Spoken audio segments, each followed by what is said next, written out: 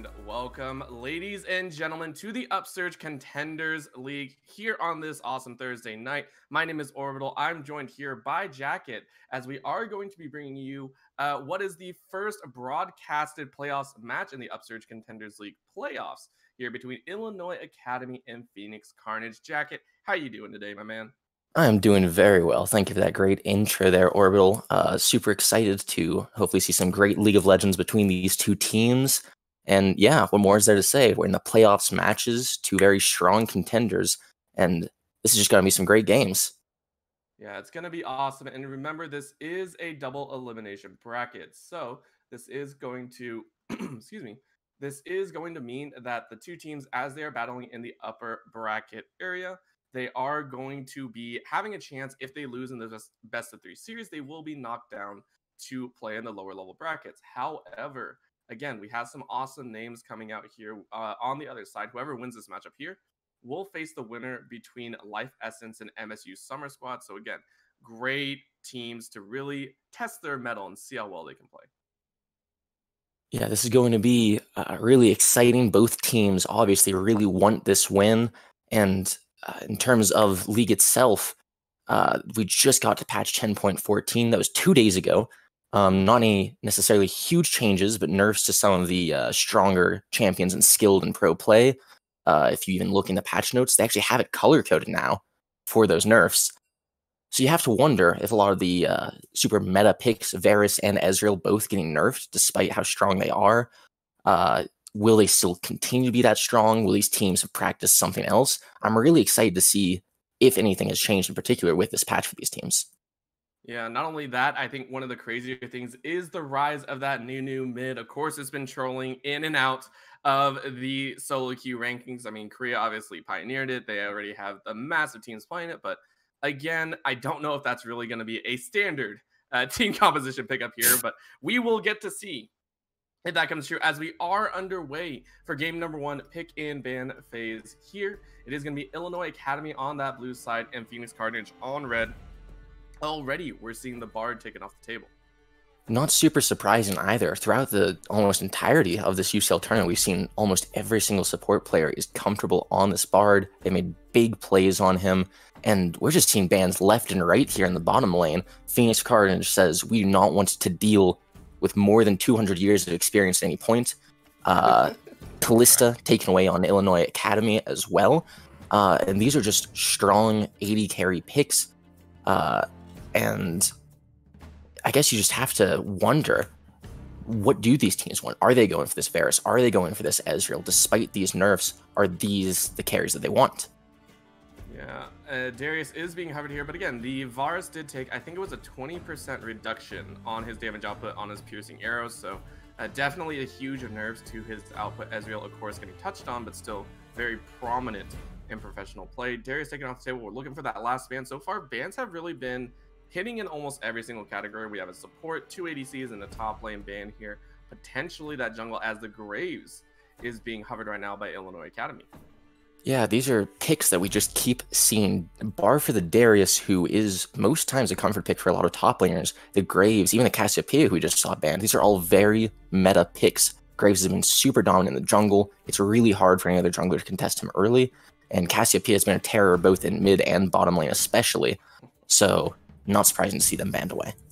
Yeah, and as soon as the Cassiopeia is banned, the Volibear is picked up, immediately blind picked by Illinois Academy. Volibear obviously being one of the terrors running through both jungle and top lane. However, the Olaf on the other side is being hovered, so we're starting to see some of those primary meta picks being shifted out. Not the Varus that we were wondering about, but still a decent pick, and the Olaf is locked in to try and counter that Storm-bringing bear.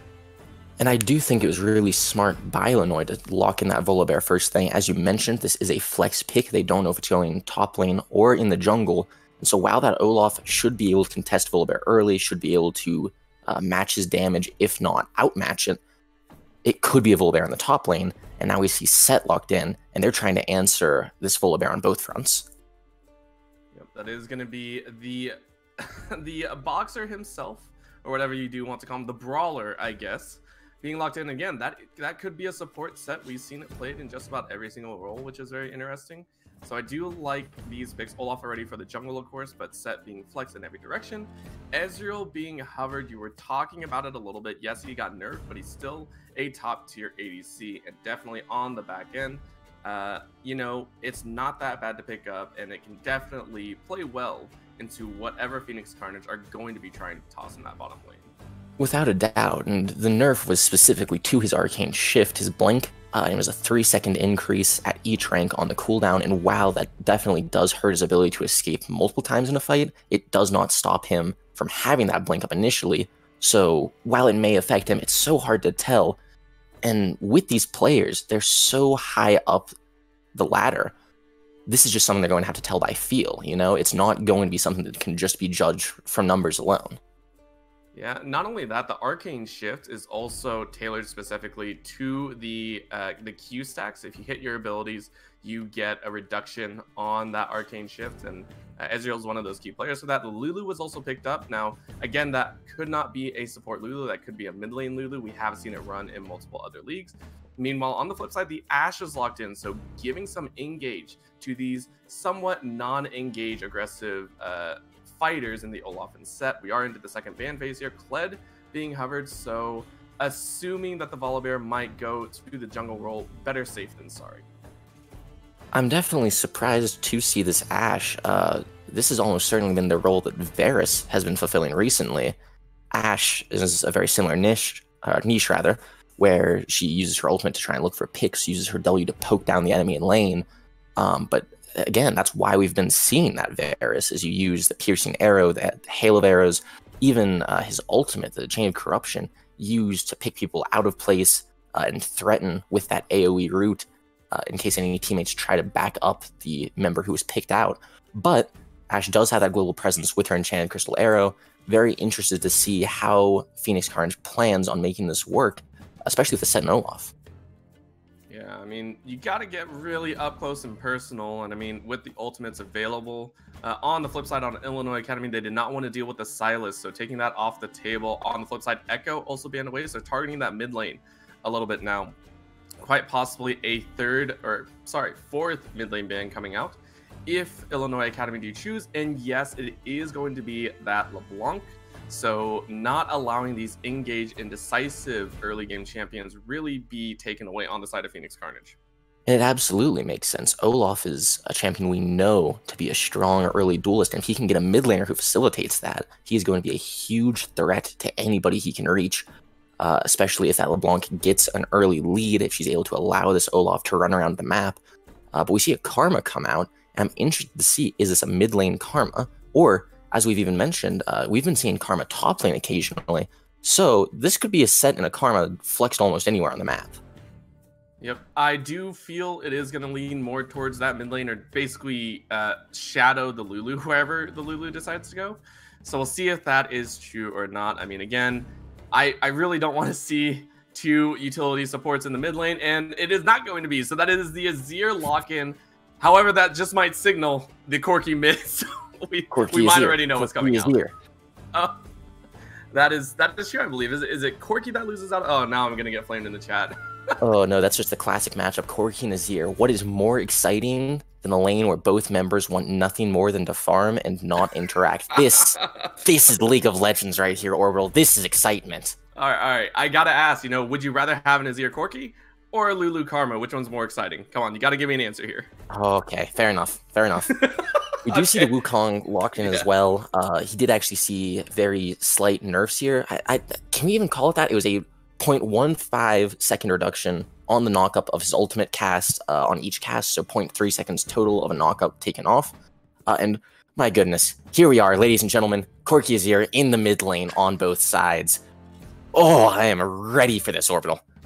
I am, and I mean, these compositions, again, as much as we kind of are making jokes, kind of bantering about it, these are two fairly standard compositions that you would normally see any high tier teams play as well, maybe in the Upsurge, Premier League as well. So, I mean, I like these compositions coming out. Both sides have their strong and weak points. So let's go lane by lane, really. Wukong and Set in the top lane.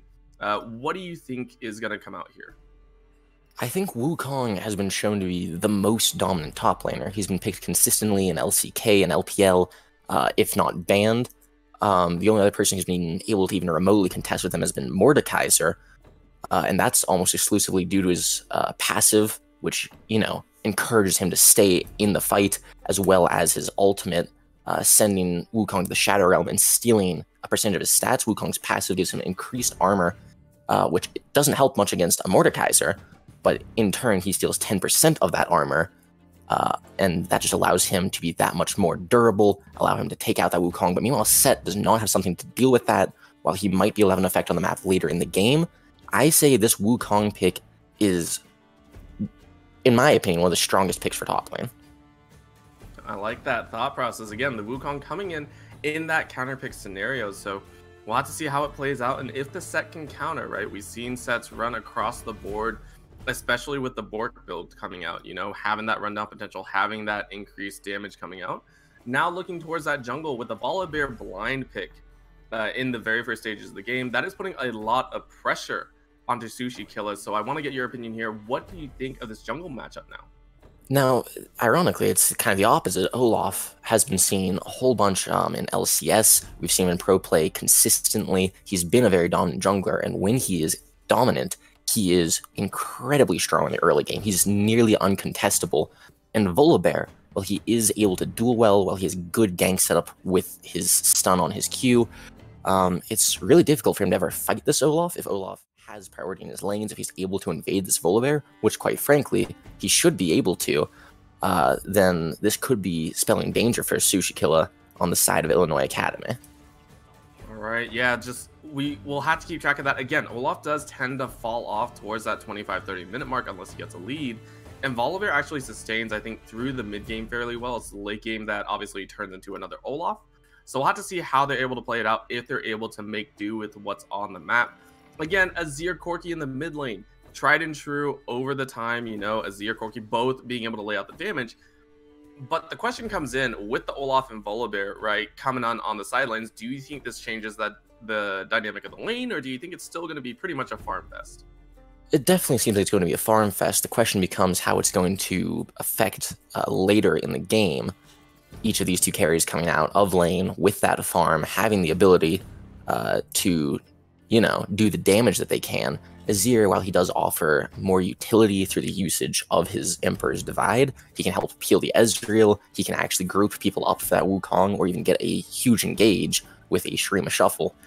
And with that Wukong, with that Ezreal's True Shot Barrage, and with Volibear's Storm, his ultimate rather, whenever he uses that, he, all of these things could just be a huge wombo combo in essence. But again, that Set ultimate, the Ashe ultimate, they have the ability to counter picks or be the first to engage. And that's why I'm really interested in seeing which of these teams will take that initiative and how do they want to play these fights.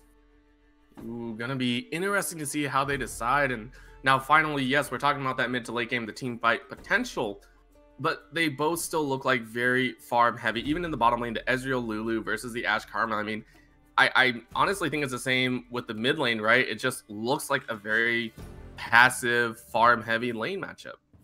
I have to agree with you there. The only thing that I think can honestly be affecting this bottom lane depends on the side of Phoenix Carnage. It is a lane where they'll have to take that initiative, make sure they are constantly harassing the bottom lane of Illinois Academy. Ezreal has no sustain. Lulu only has her shield to protect him, but between an Ashe's volley and a Karma's Mantra Q, there's so much damage to be had there, and it's nearly impossible for the side of Illinois Academy to return that damage. And so if they're able to poke them out of lane, that's more farm to them. Potentially, it could be turret plates, it could be a dragon. They can look for objectives depending on how well they play this lane phase. All right, and as we're taking down in the last few minutes of the spectator delay, I do want to get your opinion here, Jacket. Looking at these compositions overall, these are tried and true compositions all the way across the board. Do you see one of them coming out with an edge in terms of overall composition-wise as a team, or do you think they're both fairly even and we'll just have to wait till mid to late game? I think, as we mentioned earlier, it comes down to what each team wants to do. If it comes down to team fighting, I think Illinois Academy absolutely has the advantage. Azir is able to do such massive damage with his soldiers. He can hit multiple people. Wukong's ultimate, Volibear, as well, has both very strong AoE ultimates, Ezreal as well. So if they're able to team fight, if they're able to force the enemy team into them, that is ideal. Whereas the enemy team is going to be insane at making picks. Karma can root someone to lock them down. Ash's arrow sets showstopper. You have ultimate after ultimate that's going to be able to grab someone, take them out of position, or if they're out of position already, capitalize on that. And so Illinois Academy is going to have to be playing almost flawlessly with their positioning to stop that from happening. All right, well, we'll have to see which team does decide to take that initiative. Who wants it more in the first game of playoffs? Don't go anywhere. We'll be right back with game number 1 between Illinois Academy and Phoenix Carnage. Started with a vision of quality, a vision of uniformity. We took the time to create something familiar yet refreshing, something with a bit of change. Designed to fit any brand's unique vision.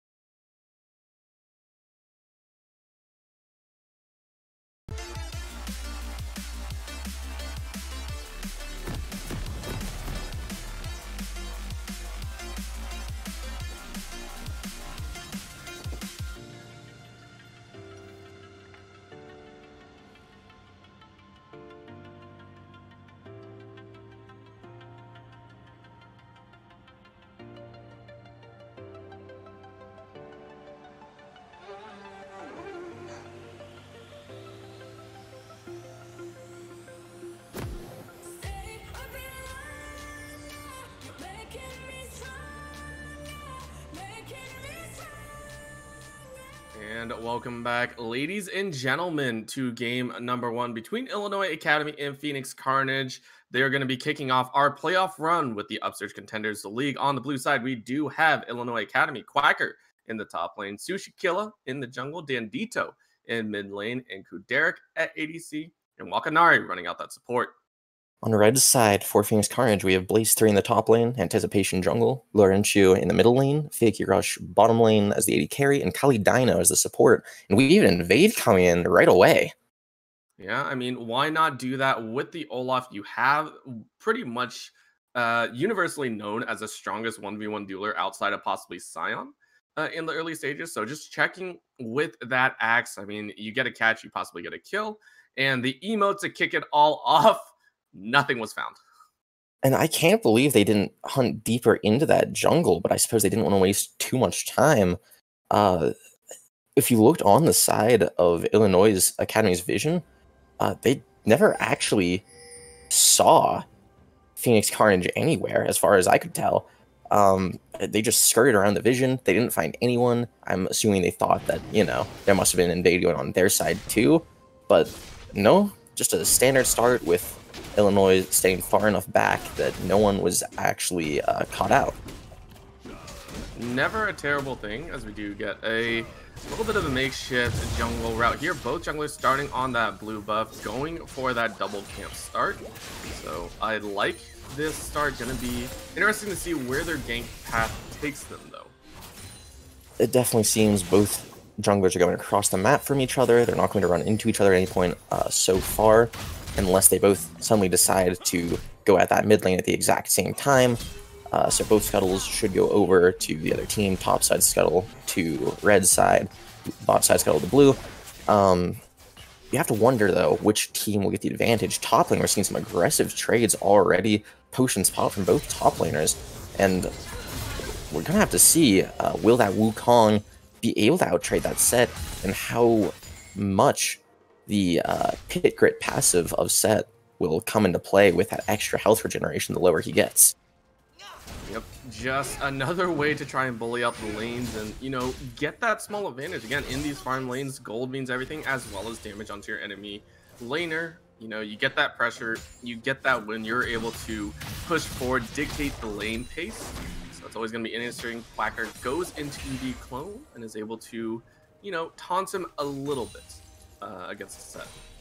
And now, I'd like to point out that we're actually seeing that Illinois Academy on both lanes is starting to push in. Fake Rush bot side does not seem to want to push too far, but Quacker could be in trouble here. Anticipation coming in. But no, he's going for the Scuttle Crab instead. Just hoping we're going to see some excitement, but alas, both junglers have been spotted out, and they're deciding they just want to take a Scuttle Crab instead. Yeah, a little bit of a more tactical ward coming out. I do believe that is... Wish I could figure it out, but I do believe that is Kali Dino's ward. So again, a very nice little ward actually gives you a bit more vision over at that tri-brush, making sure that you get a little bit increased information. You know, every second counts when going up against a Volibear of all. I have to agree with you there. Being able to spot him so early, preventing him from getting the move speed out, a slow from his E, could completely prevent you from getting caught in the first place. And while we're talking about all these different lanes, we haven't talked much about mid lane. I know we said it would be a farm fest, and because of that, I specifically wanted to call attention to Laurentiu on the Corki. He started with a Cole. Yeah, he really did, and again, 26 CS, as we do see Anticipation roaming around all the way around, and they're going to actually jump all the way out. That's going to be Wakanari getting cut down and just doesn't want to waste any summoners, so he falls. No summoners burned, but first blood going over to Anticipation. I can't believe that just happened. That was such an easy pick. They saw Anticipation on the top side almost a minute ago, so with no camps up on that side, you'd have to assume he's on the bottom side. Definitely disrespectful on the side of Illinois Academy, but very well played from Phoenix Carnage to take advantage of that, to take vision controls so early and set that up for Anticipation. Yeah, something to note though, I do believe Anticipation actually walked over the Rift Scuttle. It was taken originally by Sushi Killa. There are ways you can sneak around little blind sides of it, and if you're not paying attention, I think Olaf actually cheated on the outside of the vision. So again, they didn't really have all of that noticeable information to say, okay, Olaf is coming on the bot side. We can kind of guess where he's coming from, right? So very well done by Anticipation. No summoners were burned once again, but that extra 400 gold will definitely mean Anticipation will be happy to force his way through and be able to become this monster of the early game. Yeah, a small lead can turn into a huge one where Olaf is concerned. He might be looking to go for an objective sometime soon, but we're seeing here blue side, Illinois starting to get some vision into that jungle. They might be posturing here for Dragon. Oh, and Sushi Killer, is he looking for a lane gank? It seems like it. Going, oh, I was so excited. I thought we were going to see some alcove gameplay, but no, just walking straight through the lane. Oh, but that might be all that they needed. Dino gets chomped down. And in retaliation, Sushi Killer lives up to his name. And we're just seeing action here in the bot lane. Quacker has been pushed up. The freeze has been in place for quite some time now in the top lane. But alas, both bottom lane has had their supports taken out by the jungler. And now, that being said, Dragon is up. And so we're seeing Illinois make that aggressive move for it right away. Yeah, big difference, though, between the two fights. Specifically, Fakey Rush and Dino lost 3 summoners of their 4, whereas Kuderik and Wakanari still have 3 available to them. So, you're gonna have to wait and see how that plays out in the future fights. Did use teleport to get back to lane. It did allow them to get that priority and make that catch on Dino, but now that is one less combat summoner you have throughout the entirety of lane. Obviously, we can see Ignite and Heal on the side of Phoenix Carnage, whereas there's only a heal for Illinois, and, you know, while that would not have made a huge difference with anticipation coming in the 2v2 alone, this could be the difference maker. Oh, absolutely. Having that Ignite, having that extra 2 damage just to finish off a target, I mean, it's so nice to have, you know, that little extra help. As we have spent quite a bit of time in this bottom lane, we do want to take stock of that mid lane. Lorenzu down in CS, only about a wave, I believe, against the side of Bandito, so gonna be feeling okay moving in to that later stage of the early. Yeah, right now we're seeing some aggression here on the bot side, and this is exactly what we were talking about in Champ Select. If you look at Kuderik, he has such low health, even with the Lulu shield constantly being popped on him. He's still down to only about 1/3 of his health, and as level 6 is coming up here on both sides, he could be in danger if Fakey Rush decides to use his ultimate. Yeah, throwing out that hawk shot, trying to see if the jungler is going to be there. Once they get information on Volibear, they might just engage. But again, I don't think the hawk shot actually went all the way to the upper side jungle. So they don't know where Volibear is. They know that the camps are up. They know the red buff is available. So they're a little bit wary about starting this engage off. That being said, I do like, as you mentioned, they saw the red buff is available. They're having Blaze walk up, get a little bit of vision, make sure they're not seeing Sushi Kill anywhere. And now, Anticipation taking the initiative on that and going for Rift Herald right away. And, you know, Illinois is none the wiser. Yeah, look at the vision that they have as well. 1 King Ward plus 2 extra wards around that river side. So easy pickup as Anticipation is moving towards that mid lane. Corki going to be holding the lane against Dandito. Remember, Dandito actually got blue buff for himself. So that was Anticipation not giving it over. So that does mean Azir is going to just have even more pressure in that mid lane. He's going to be stacking up and getting so much gold. He's going to be completely fearsome towards this mid game. Yeah, we're seeing him, Dandito that is, he's getting quite a farm lead. And while the Corki should be able to stay fairly even. Oh, look at the top side. Never mind, ignore us for a second. Oh, that's going to be Quacker getting that solo kill. Very nice win. And again, just Blaze a little bit of disrespect by not using that flash early. Yeah, he decided to try and use his ultimate to throw the Wukong into tower, but didn't leave him anywhere too favorable. Anticipation, gotta wonder where he's going here. Yeah, flashes and uses the Ragnarok, but he also has no armor or magic resist. That's a very simple kill pickup. Very nice job again at Illinois Academy to get these small wins across the board.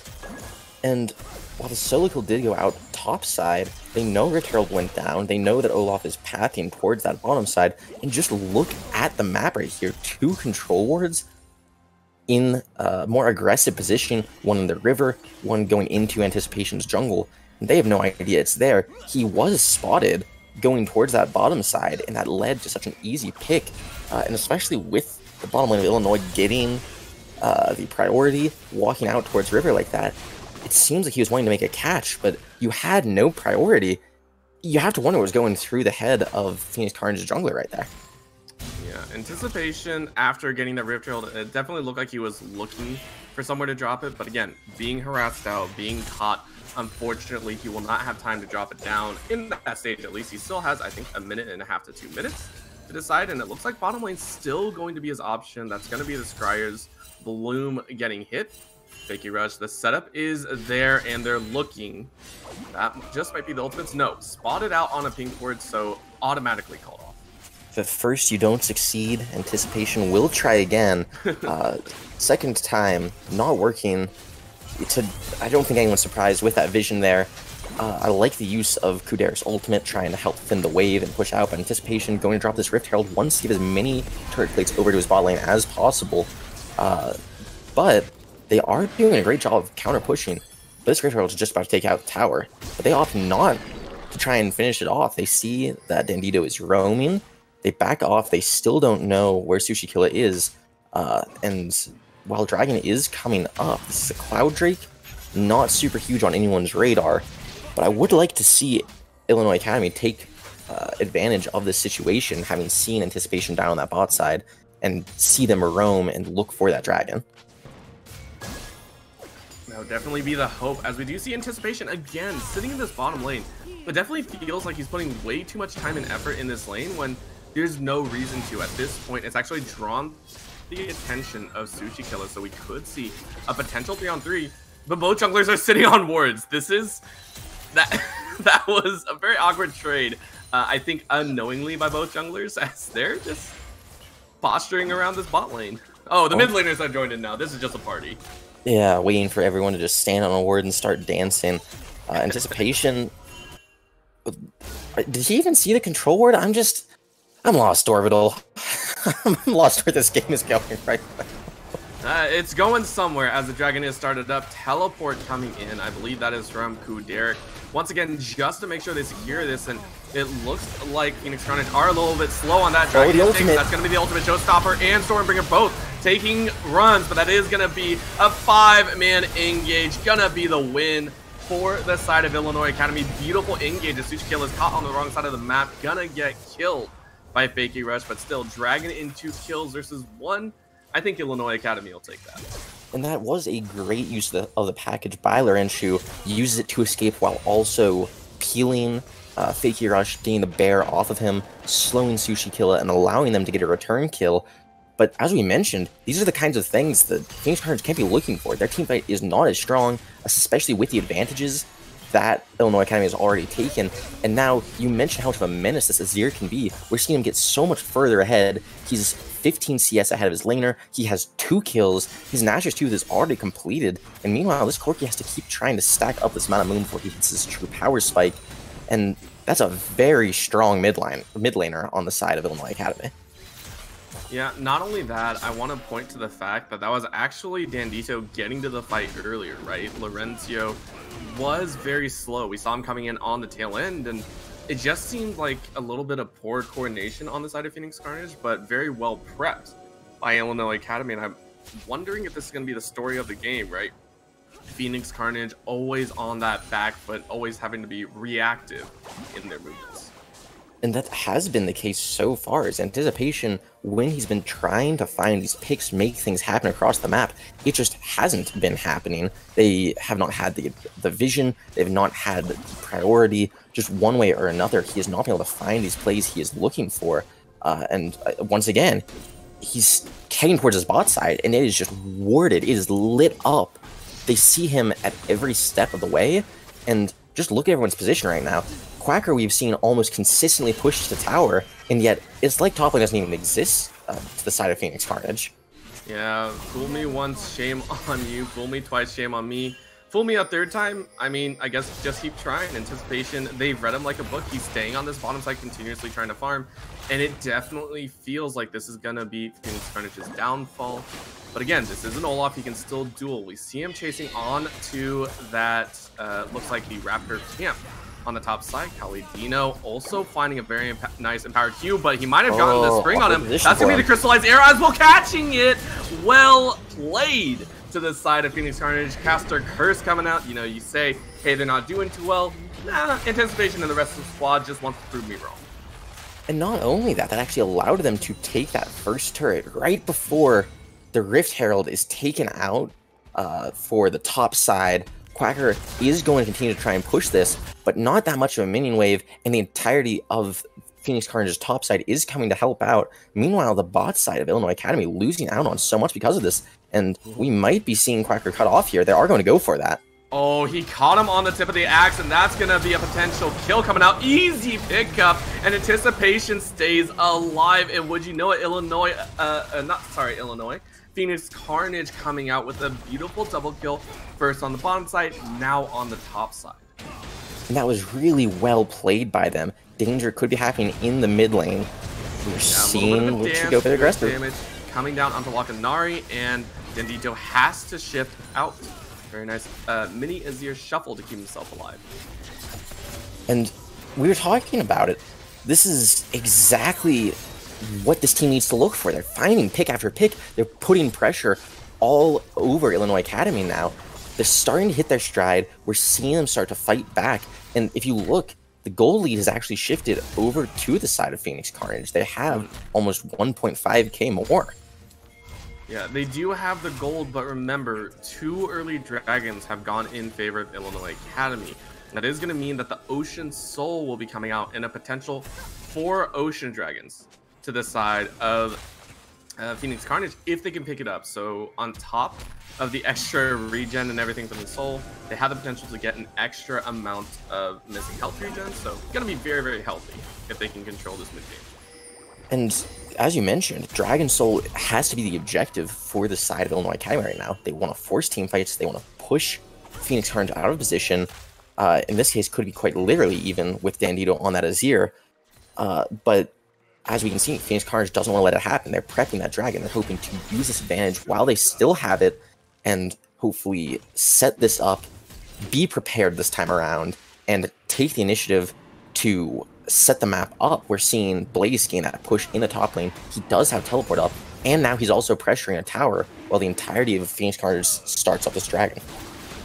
Yeah, very nice clearing coming out, and the burn is there. They're gonna smash this dragon into pieces. Their dragon going over to Phoenix Carnage. They're very happy about that pickup, stalling out the objective clean from Illinois Academy. And that is now, unsurprisingly, 1/2 the amounts of dragons taken by the side of Illinois Academy. Obviously, 1 to 2. But this does take away from Illinois Academy. Now you have to wait for that next dragon spawn again to even get the chance of pressuring for Dragon Soul. And, oh, we might be seeing another pick. Yeah, short range Ash Arrow does not have the long stun timer, so it's only going to be about 0.5 seconds. So Kuderik is able to stay alive with the help of the Wild Growth. So multiple ultimates being burned, 1 on either side, at least for any upcoming battles that the teams might want to have. And right now, oh my goodness, we're starting to see the strength of this team. Look at the amount of damage done to this Azir. Almost half his health taken in an instant from the bottom lane and mid lane of Phoenix Carnage. Yeah, double ADC is something that you don't want to play against, and with an ADC like Corki, you know the abilities are just as fierce as the auto attacks. He forcefully pushes Dandito all the way back to base, and he's starting to crawl back a little bit. He's the first one to get 2 items. I do believe we have the Rabadon's Death Cap coming out for Dandito. No, it actually looks like he couldn't complete it. So he's not able to complete it, instead finish up his Sword Shoes, I believe. So very much a drawback coming here in the 19.5 minute mark. And again, we're seeing Phoenix Carnage succeed in what they want to do. They are forcing Illinois Academy to constantly move around the map, despite the fact that Dandito normally wants to be looking for that goal to try and finish that Rabadon's. He has not been able to. He had to go mid lane, he had to try and back up his bottom lane that was getting pushed out, and then what should happen but the exact same thing to him. And while he is finding a lot of farm, that could be his one way to consistently find a place back into this game, we are seeing that Laurentiu is down about 30 CS. 5,000 gold higher is Dandito, and we're seeing little advantages, right? We're seeing this small advantage that Illinois Academy has, these small little strong points to it, where Quacker has been consistently being Blaze 3 in the side lane. He's been pushed in, he's been a threat, But meanwhile, the bottom lane of Phoenix Carnage has been their main point of strength. They've been finding these picks. They've been assisting anticipation in these catches. And we're seeing this Ashe pick come out in full force. We're seeing the full strength of it. We're seeing how he's using it to really push his team ahead.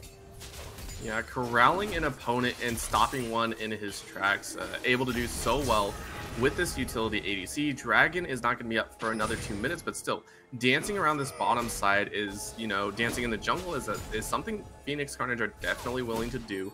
Clearing out vision, the battle is still there. Surprisingly, though, with no global objective, they're just dropping wards back and forth, it feels like. You see a jump, ADC on ADC, Laurentius gets taken out to about half as Derek, with that red buff, is just going to happily farm ahead. And when you have these Corki and Azir players, either this Azir has to look for something aggressive with the team comp that he has, or else he's just going to keep getting poked out. As you mentioned, we're only seeing wards go back and forth because that's all that really can happen right now. We might be seeing an aggressive play being made by Phoenix Carnage here shortly. The Corki did just go back to base, but Kuderik about to show Invision on this bot side. If they want to try and look for something on the top side, if they want to look for this Baron Nashor or try and make a pick on somebody, this is a prime opportunity for Phoenix Carnage to do so. Yeah, gonna be interesting to see if they can pull it off again. Double Trinity forces across the board. Set plus the top side. Do you see a jump on the top side? Quacker getting jumped on. Cyclone is out as the Ragnarok has been popped and the Axes found their mark. Secondary knockup is there, but the Showstopper is going to be enough. Quacker is going to fall on that top side, drawing the attention of 2, but still losing his life. Kuderik looking for that spicy fight, gonna be an E forward as Laurentius is gonna try and duel his best, but that's gonna be a flash wasted as Kuderik gets his solo kill and his first kill of the game. I can't help but feel bad for Laurentius. He's been doing his best to farm to stay just as strong as all the other marksmen in this game, as you're included in that category. But right there, we actually saw Kuderik missed his first Mystic shot, and then Laurentius used his flash to try and stay alive to go into that minion wave and out-damage Kuderik. But he just got auto-attacked down. I mean, playing a Corki or Ezreal, I would hope so, right? But absolutely a great duel in that bottom side. And again, having that epic little bush Wookiee gank coming out from Kuderik does net them this dragon potentially. As Anticipation is looking for it, that's going to be the Empower Q not landing. Dragon is taken in. Dino is going to pay possibly with his life. No, going to stay alive. That's going to be a duel between the junglers. Axe still finding smart, but here comes Kuderik, ready to bring this fight in. Dino as well, throwing down the damage. 2 kills going over as we do see the Corki patch going through, but it's a little bit too little too late as Blaze is going to try and Showstopper in, gets a huge hold, and that's a 1-for-1 trade right there. But an overall 4-for-1 means another win for Illinois Academy, and Baron might be on the table. And you might want to call me Phil Swift there, because watching Quacker, that's a lot of damage there with his ultimate being used. Cyclone taking Blaze and Laurentius out of the fight almost immediately, knocking Blaze up, interrupting him, stopping him from using the Haymaker right when he wanted to, and Laurentius trying to escape and just gets slapped down by that crushing blow of the Wukong, and this Baron is going to go over almost immediately to the side of Illinois Academy. Yes, such a great play coming out for them. A very well-timed fight as well around the dragon. And again, it's Illinois Academy dragging Phoenix Carnage almost by the hand into their own tempo, right? They fought in an inopportune spot, and Phoenix Carnage got pincered out. And this really has just been such a delicate dance between the two teams. We see both teams are trying the best to play to their strengths, but the moment that either team forgets what that is, immediately the other side will take advantage of it. We keep seeing Phoenix Carnage try and force Illinois Academy into uncomfortable situations to get picks with their ultimates, and yet, as soon as they forget about that, they immediately try and team fight. They think they have the advantage, and then Illinois Academy takes full advantage of that. Quacker uses a Cyclone, Azir just free hits from the backline. We see Phoenix Carnage get torn apart, and again, it's just this back and forth, but this time around, it's not so forgiving to make that mistake. Illinois Academy has third dragon. They can look for Dragon Soul. They have Baron Nashor buff as well. They can look to push. And while they might want to go aggressive here, Dandito has teleport and the fight's breaking out. Yeah, that's going to be a nice wild growth, keeping Tsuchikilla alive. He ate the arrow as well, and that's going to be Quacker dashing into the backline, gets a very nice Cyclone off, dancing all the way back. 4-man knockup on the secondary stun, and that just signals the fight over. Double kill for Kuderic, double kill for Dandito, and all that's left alive is Laurentiu, but he's gonna go down. Triple kill for Kuderic, happily taking his 4-1-9 scoreline in a 25-minute, 40-second ace. And this is so well played by the side of Illinois Academy. We're seeing them keep up this tempo. We're seeing them force Phoenix Carnage to try and take fights that they're not able to take right now. This gold lead has been ballooning, Orbital. We saw 2k gold, we saw 3k, and after this fight, almost a full 6,000 gold lead over to the side of Illinois Academy. And they might be looking for game here. They definitely could try, but again, the death timers are a little bit low. 26 minutes in, it's not like these are 40 to 50 seconds. They're only about 25 to 30, so trying to knock down the base is a little bit of a tough call unless they're willing to take a 4v5. Now, again, still base in shambles. They have every objective at their fingertip, depending on where they want to set their vision. With that inhibitor broken, I mean, this all but solidifies the first game for Illinois Academy.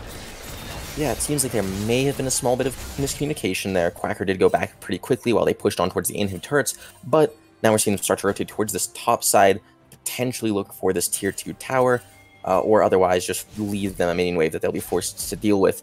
But we are going to hit a lull here, and the less Phoenix Carnage looks for this pick, unless Fakey Rush feels confident enough to look for this Enchanted Crystal Arrow pick, but it'll only get harder as time goes on. Kuderic could look for the Quicksilver Sash, or, quite frankly, we already see the Mikhail's Crucible onto Wakanari on the Lulu, and it's becoming harder and harder for this team to look for picks, and we even saw, just the last time they looked for one, how poorly that went and how it exploded in their face.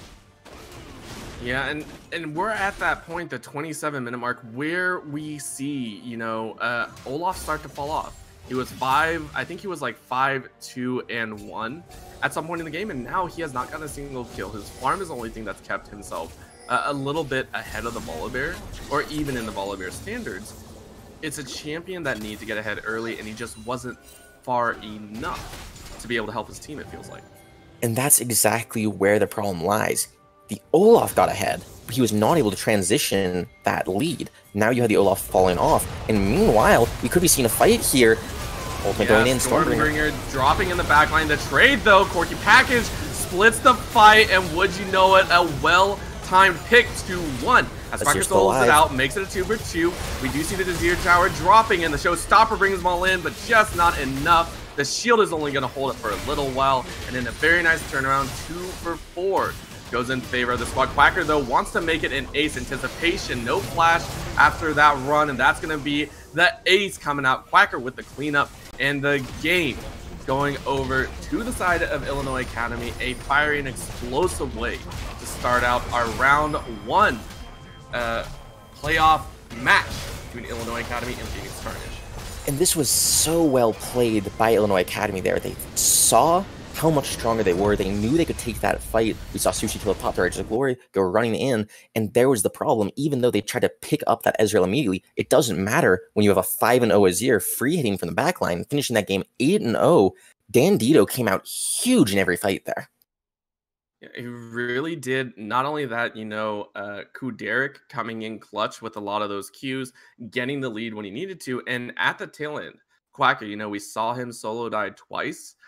In the top side, well, solo die once, and then I believe he fell to a gank, but still coming in with those clutch cyclones, able to save a few of those team fights. Yeah, we saw the strength of their team there. We saw how it came together. We saw how they team fight. And now the biggest question I want to leave is, how does Phoenix Carnage want to deal with that? Do they want to try and ban out that team composition? Do they want to try and play around it? Do they want to try and get a team fighting comp of their own? And I guess we'll just have to see when we come back, Orbital. Is there any more you'd like to touch on with these two teams? Not at all. I'm ready for game number 2. Again, hoping to see Phoenix Carnage come out, show their wings, rise from the ashes of game number 1. But we'll have to see if that happens. Again, we will go to a very short commercial break, but don't go anywhere. We'll be right back with game number 2 between Illinois Academy and Phoenix Carnage.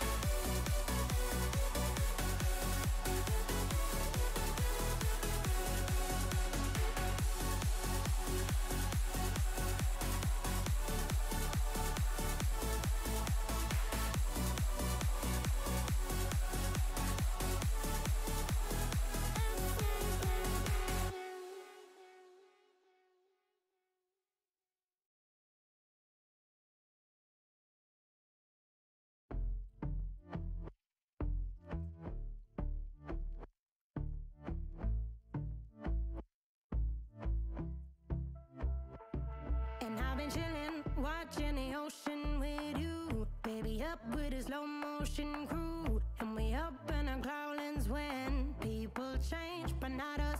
And we just chilling, kicking it, kissed by the sun. Could be soaked to the skin in the monsoon. I know she got the good vibes when seasons change, but we're the same.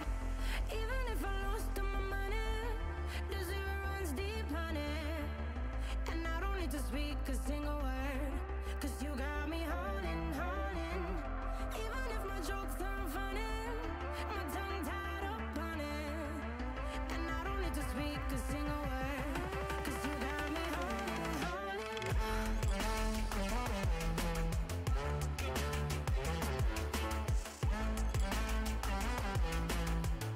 'Cause you got me holding, holding.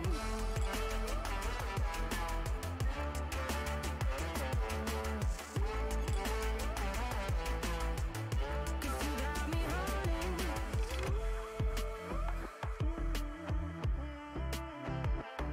And I'll be running, possessed by a low, low voodoo. Fired up like a wolf on a full moon. And we're stuck in a la la land. The tides will turn without us.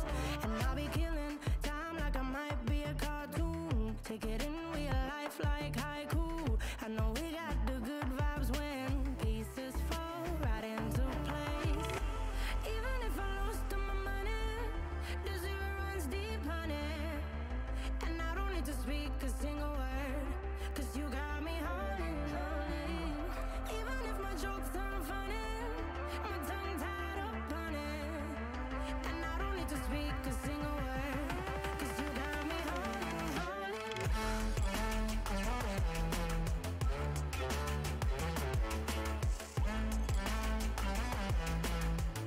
'Cause you got me holding, holding.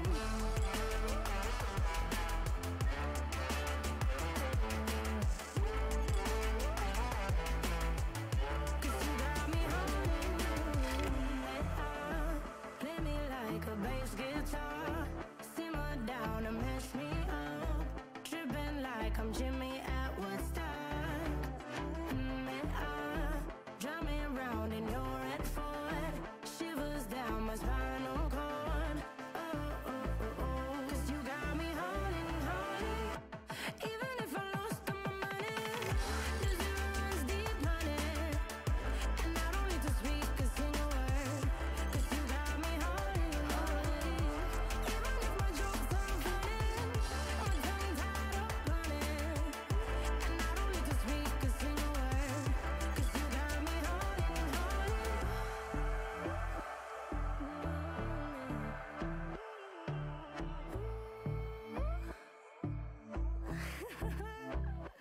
Hold on.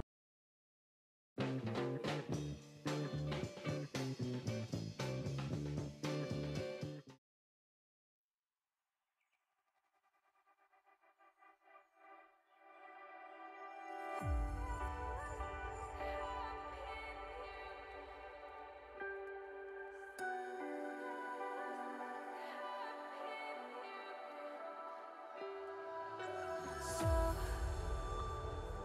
to speak, you're quick to change your mind. And I know it's me that followed you in blind.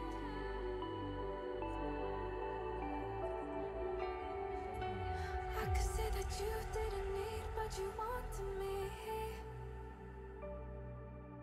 Maybe I was wrong, even want wasn't anything. So if we had another chance, I would never let you steal my lips. Bring me back to life.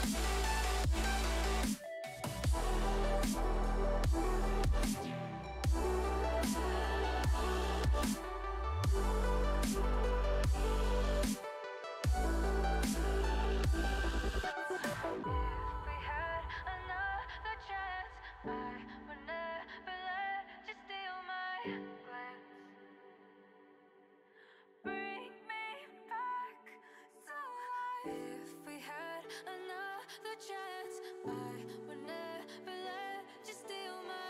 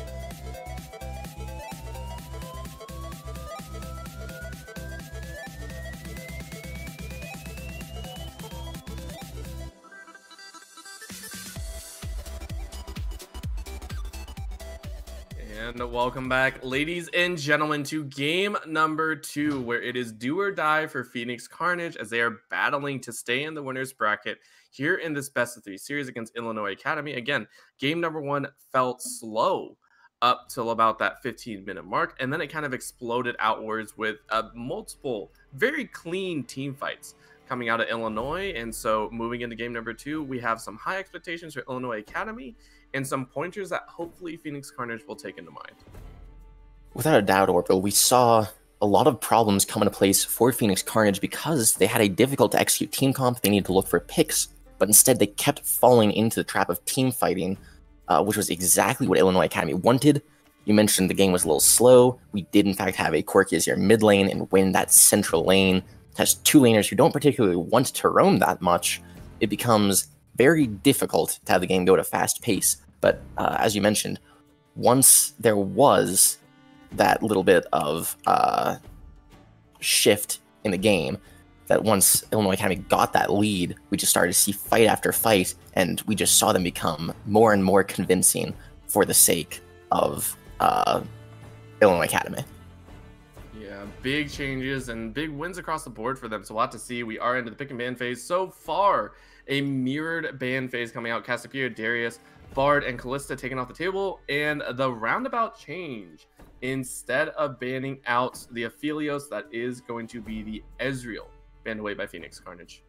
I definitely like to see this on the side of Phoenix Carnage, take this Ezreal away, because Illinois Academy had such success with it, despite the fact that Bandito did have great success with the Azir as well. We were actually able to see that Ezreal do the most damage of anyone in that last game by a pretty decent margin, and picking up that Aphelios as well. We're almost certainly going to have to see a Varus or something like that Ashe come out on the side of Illinois Academy. Going to be interesting. Again, Aphelios, it wasn't banned out in game number 1, so it was banned out in game number 1. Game number 2 automatically picked up instead of Volibear, but Volibear is still left up, so the other power pick going over to Illinois Academy. They used it in game number 1. So again, this time, why not take it again? Exactly. We're starting to see the Volibear become such a dominant pick in so many different places. He even had to get nerfed, actually, in this most recent patch. The Stormbringer is a super effective ultimate. As a top and a jungler, he's able to disable towers with the Stormbringer ultimate and become so much more effective across the map. We can see him set things up. He has a very guaranteed crowd control with his stun, and especially the slow from his E makes it so once he gets onto someone, it's so hard to keep him off. And post level 6, it is nearly impossible to be safe anywhere on the map. And as we mentioned, this Ashe is getting picked out, and this might be a very different team comp we're seeing from Illinois Academy this time around. Yeah, might be a little bit different, but still able to make the plays, right? Volibear and Ashe both locked in. So now Phoenix Carnage have to decide again. Other ADCs are on the board. So what are they going to do? Down to the last pick, Rengar locked in here. Kind of seemed like a panic pick, but okay. We got the Hunter in the jungle coming out for Phoenix Carnage.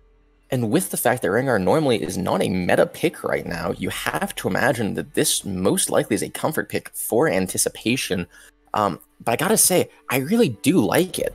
It is going to be so essential to try and look for picks on the backline of Illinois Academy, especially with someone like the Ashe. And we're seeing a Malphite too. Rengar using his ultimate as well as the Malphite being able to just pick out this Ashe. They can choose any one target and just say, you're going to die in this moment. I mean, I don't know any other way that you could really put it. That's how it's put, right? You have two champions that are basically looking to corral you into a corner. One with, you know, the fear of getting jumped on, and the other one with literally an unstoppable ultimate. So definitely going back to comfort. It feels like we are into that second ban phase. Lulu was the support pickup or the possible mid lane. Again, that is an option, but Rakan being banned away here, so they're not afraid to ban out the supports. Definitely feeling like Lulu's going to the bottom lane. I do really like this Rakan ban as well. The more you take away from the support position of Phoenix Carnage, the more you limit their ability to stop the Lulu from saving this Ashe. This is going to be what decides the game almost exclusively in the draft alone, is that if you take away any ability for the Lulu to react to help this Ashe in the play, or to set up this Malphite and Rengar to jump on these carries, it is going to be impossible for Illinois Academy to fight back. Oh boy, we do have the Silas banned out once again, though. This is going to be Phoenix Carnage banning it out. And again, you don't want a Silas stealing a Malphite ultimate or an Aphelios Moonlight Vigil, so, you know, that's a little bit go-to. But again, Khan, Tarek both taken off the table. Definitely targeting that bottom lane, not allowing Aphelios to get a favorable matchup. And Mordekaiser picked up here. 1v1 me, bro. That's all that I heard. And I love seeing how both teams keep adapting against each other in this draft. You have to ask the question, how do you deal with this Rengar? How do you stop this Malphite? How do you get either of them to not jump onto your squishy AD carry? And there's your answer. Send them to the Shadow Realm. Gotta love it. Gotta love it. And the answer, another Shadow Isle champion. Senna coming out here. Looks like that will be Senna in the bottom lane. And a Kali locked in here. So not so much a composition as it feels just everyone plays solo queue. That's kind of what I see here. It really does, unfortunately, feel like Phoenix Carnage came into this with a team comp in mind, but once they saw Illinois Academy start to pick this team around that it all started to fall apart. I like that they have so much backline diving potential. The problem is, once your backline, or once your front line leaves to dive their backline, what do you have protecting yours? Aphelios and Senna, both notoriously squishy, both with such little mobility. And so if this Volibear, if this Mordekaiser, and quite frankly now this Annie, if any of them get onto this backline, that spells disaster for the side of Phoenix Carnage. I love how in game number 1, we had such a standard, you know, team composition versus team composition. You know, we saw the Corki Azir, we saw the Ashe, and, you know, all that stuff set out. We saw the Volibear versus the Olaf, you know, tried and true. Definitely, we've seen it a lot. Game number 2, all that's thrown out the window. Phoenix Carnage are like, all right, we're on our last leg. Just throw it to the wind. Let's go. And I love that thought because a little bit of chaos, you know, throwing that gamble and really placing all your chips onto this one hand. I gotta agree, that's the way to do it in these kind of do or die situations. especially when we saw how difficult last game was for the side of Phoenix Carnage. They had an objective they need to execute on. This time, as you mentioned, they can cause as much chaos as they want. Do they want a team fight? They can look for it. Do they want to just try and constantly die this backline? They can try. Do they want to look for picks? Do they want a side lane? It all comes down to how they decide to play it. Rengar can side lane, Akali can side lane. They both can look to team fight, but they don't have to. And quite frankly, if you decide to go for the 1-3-1, is what I'm seeing here, is you can have the Aphelios and Senna protected by the Malphite, and have this Akali and Rengar look for picks on those side lanes. But once again, Illinois Academy looking like they have a fairly strong team fight comp, and this Annie wants anything but a 1-3-1 split. Yeah, and I mean, let's talk about that Annie, because it was a blind pick, or a counter pick into the Akali, right? Now, I have seen Malphite go mid sometimes as a troll pick, but it's not going to be here, so I do want to get your opinion. The Akali is one of the few champions that can really steamroll, and Annie, very, very much cut and dry, one-dimensional champion, every 4 abilities, gets that stun. Do you like this counter pick coming out against the Akali? I do think there are better picks, technically. Against the Akali herself, you have things like the Rumble, who can use the Flame Spitter and his Scrap Shield to better deal with the damage, to trade back, but Annie's Molten Shield does give her resistances, it does deal damage back to whoever is hitting her, and since a few updates ago, gives movement speed now. And not only that, with her passive stun up, can look to use her W, which is the big cone, to stun this Akali if she tries to go aggressive. If she uses that smoke screen, can immediately just say, I know exactly where you were a second ago, stun her, run away with her E, and just keep spacing, farming up, and hopefully deal with the Akali as best as possible. All right, and I mean, that's I can't wait to see it, honestly. Like, you don't normally see this matchup anywhere, and I would, kind of touch on the Malphite Mordekaiser top. One is specifically armor, the other one meant to counter a lot of those assassins, deal pretty well with anyone that tries to bruise them up. But again, it's a Malphite Mordekaiser. I don't think we need to talk too much. I do want to touch on Rengar and Volibear, though. Again, the Rengar came in, definitely seemed like kind of a last-ditch effort. Came at the 1 second. As we see the lineups now stacked up, do you think this Rengar is going to fare very well, or do you think he's going to stumble pretty much out of the starting block? I think he has to find an advantage early. If this Rengar can get ahead, if he can become a threat, then he can be a threat around the map. And there's one really big note to have here. His empowered W actually allows him to cleanse himself, which, unless I am terribly wrong, Orbital, should allow him to actually get out of this Mordekaiser ultimate. Or if nothing else, he will be able to duel him very effectively in it. And so, the Annie, who is completely immobile, or this Mordekaiser, who is, oh, that's right, completely immobile, can become sitting ducks for this Rengar, and once he hits level 6, or if he looks for an early lane gank onto this Mordekaiser, he could very well find an advantage. Yeah, that is such a scary thought. Again, a very good Rengar, and especially if this is a comfort pick for anticipation. I mean, this is a great way to pull out a pocket pick and really set the momentum back in your favor, right? Now, looking at these compositions overall, I do want to get your last opinions before we go into the break. Looking at the compositions overall, you got the kind of point and click, press R compositions on the left, on the right. You have pretty much the same. I mean, is either one better than the other, or do you think they're both going to be fairly matched up in terms of composition and character-wise? Fortunately, for the side of Illinois Academy, I think that they got the easier to execute a side of this deal, that right now the Rengar has to know when to go in, the Malphite has to know whether to use his ultimate to peel, to help engage, but quite frankly, all that Illinois Academy has to wait to do is, as you mentioned, press R. If the enemy team starts to funnel into them, the Ashe can stun out a priority target, the Annie can look for big team fight picks with her Tibbers, and quite frankly, the Lulu is there to keep them all alive with her wild growth. And even if the Rengar jumps someone, he can get knocked up in mid-air from that wild growth, completely preventing him from getting onto his target. So I have to say, I favor Illinois Academy with this draft.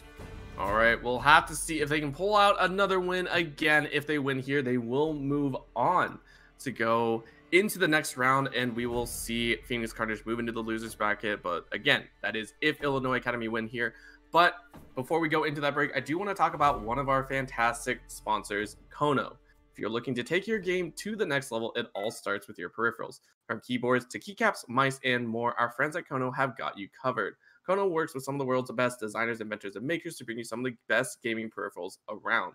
They have been huge supporters of us here at Upsurge and have made generous contributions to our prize pools over the years. So if you're looking for a new item such as a new keyboard, check out the Hex Gears X1 RGB low profile Bluetooth mechanical keyboard. If you are going to place an order, make sure to use the discount code UpsurgeGG for 7% off your first order. For more information, head over to kono.store to check out all they have to offer. Now we will be going into a very short intermission. Please don't go anywhere. We will be right back with game number 2 between Phoenix Carnage and Illinois Academy.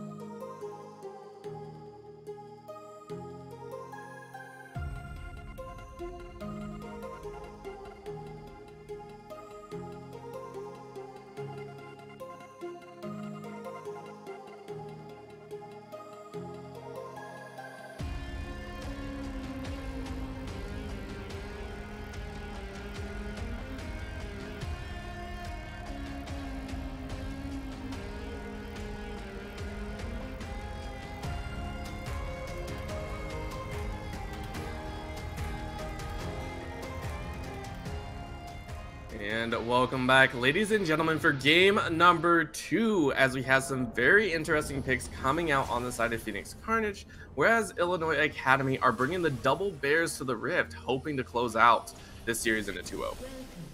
And right now, we are currently going to be seeing some aggressive play on the side of Phoenix Carnage, really trying to give some merit to their name.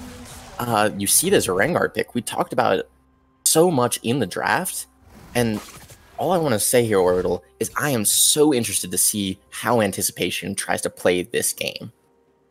Yeah, and that was a big question mark, right? Picked second in that round, only saw the Volibear and the Ashe and immediately said Rengar is a pick to go. I mean, this is a do or die champion, right? Has to get ahead, has to get the stacks to be able to utilize his ultimate properly. If he can't do that, then I mean, what is he really going to do? He's just going to be a kitty on the Rift. And that's exactly the problem. Is it's a very feast or famine case here. Is we're seeing just a team that can be so dominant that they get ahead, but they have to find those advantages. And we know how difficult that can be, especially with a lane that has, say, an Ashe and a Lulu. You can slow this Rengar, you can help keep each other alive. But again, a lot of this comes down to how anticipation chooses place. If he can get a lane gank off, if he can find these early picks, and quite frankly, oh my goodness, Quacker once again find a nice little advantage here in the top lane. We might be seeing a bit of a repeat here in the top side. Blaze already taking a bit of a bad trade. Yeah, that would not be fun to have to deal with. Again, Quacker having that AoE, and Blaze already losing about a quarter of his HP. This trade is definitely not going in favor of the Malphite. He's trying to throw Qs, but just the auto attacks are there, and Blaze, he's dropping very low. That's going to be the Corrupting Potion being burned, but that might be enough. Oh, Flash out to save his life, but Flash at level 1 in a 1v1, that's got to feel bad. And Quacker can still look for a Q flash here. He's already building up a lead. And meanwhile, the bottom lane of Illinois Academy as well, pushing in Phoenix Carnage, starting to find what they need to be doing, looking for that harass. We all know how difficult it can be to harass Nephelios out early. He uses that Severum, the red scythe pistol, to sustain. He gets so much lifesteal off it and has such good range with his Calibrum. But bit by bit, Wakanari and Kuderik are going to look to poke the opposing bot lane down, while Kali Dino and Feihirush are going to hopefully sustain through it. That would be the hope. Again, Kali Dino is running that Glacial Augment, so definitely feeling like he's going to be going for, I think, a little bit of a more Assassin-y build. So we'll have to see how that one plays out. Mid lane, dueling back and forth with Lorenzu, trying to build up the lead, but Bandito already out of mana, so possibly might recall. But we do see a fight. Blaze first blood after the claw grabs him into the grasp of the Mordekaiser. First blood going over to Quacker. And we're seeing Blaze 3, a few pings go out saying, don't worry guys, I got the Mordekaiser flash. Meanwhile, there might be a fight here at Scuttle Crab. Yeah. Fight here, possibly at Scuttle Crab, and Volibear looks like he picked that one up very easily. Anticipation is matching in farm so far, but it looks like the global advantage will be going to Sushi Killa as he roams toward that mid lane. And you did mention Dandito was out of mana. He is coming back right now, and meanwhile, Lorenzu has that priority. We might be seeing a fight break out pretty early here. Bot lane has this priority for the side of Illinois Academy. We're going to have to see what happens. Yeah, that's going to be the fight. That's going to be the root coming out. And Sushi Killa now getting chunked out extremely low. Ignite is on as well. That's going to be the dance over. And the follow from Lorenzu. Flash won't save you there. Kill going to the assassin in the mid lane. You have to wonder why Sushi Killa kept going for that. He didn't seem to communicate anything to his bottom lane. Oh, in anticipation, using the ward to jump onto Dandito. Nice job. Burning flashes left and right. Nice little wins between the mid and jungle duo of Anticipation and Lorenzu. Exactly, and again, there just must have been some kind of miscommunication there. Kuderik and Wakanari didn't even move to help Sushi Killa before he went down from the Akali and Rengar duo. Big wins here and there, but again, remember, Blaze and Quacker, that lane is definitely going in favor of the Mordekaiser, so we have to keep eyes, keep watch of how he can control the map. Again, a fed Mordekaiser just means at least one person will die in every single fight, whether that be a carry or support.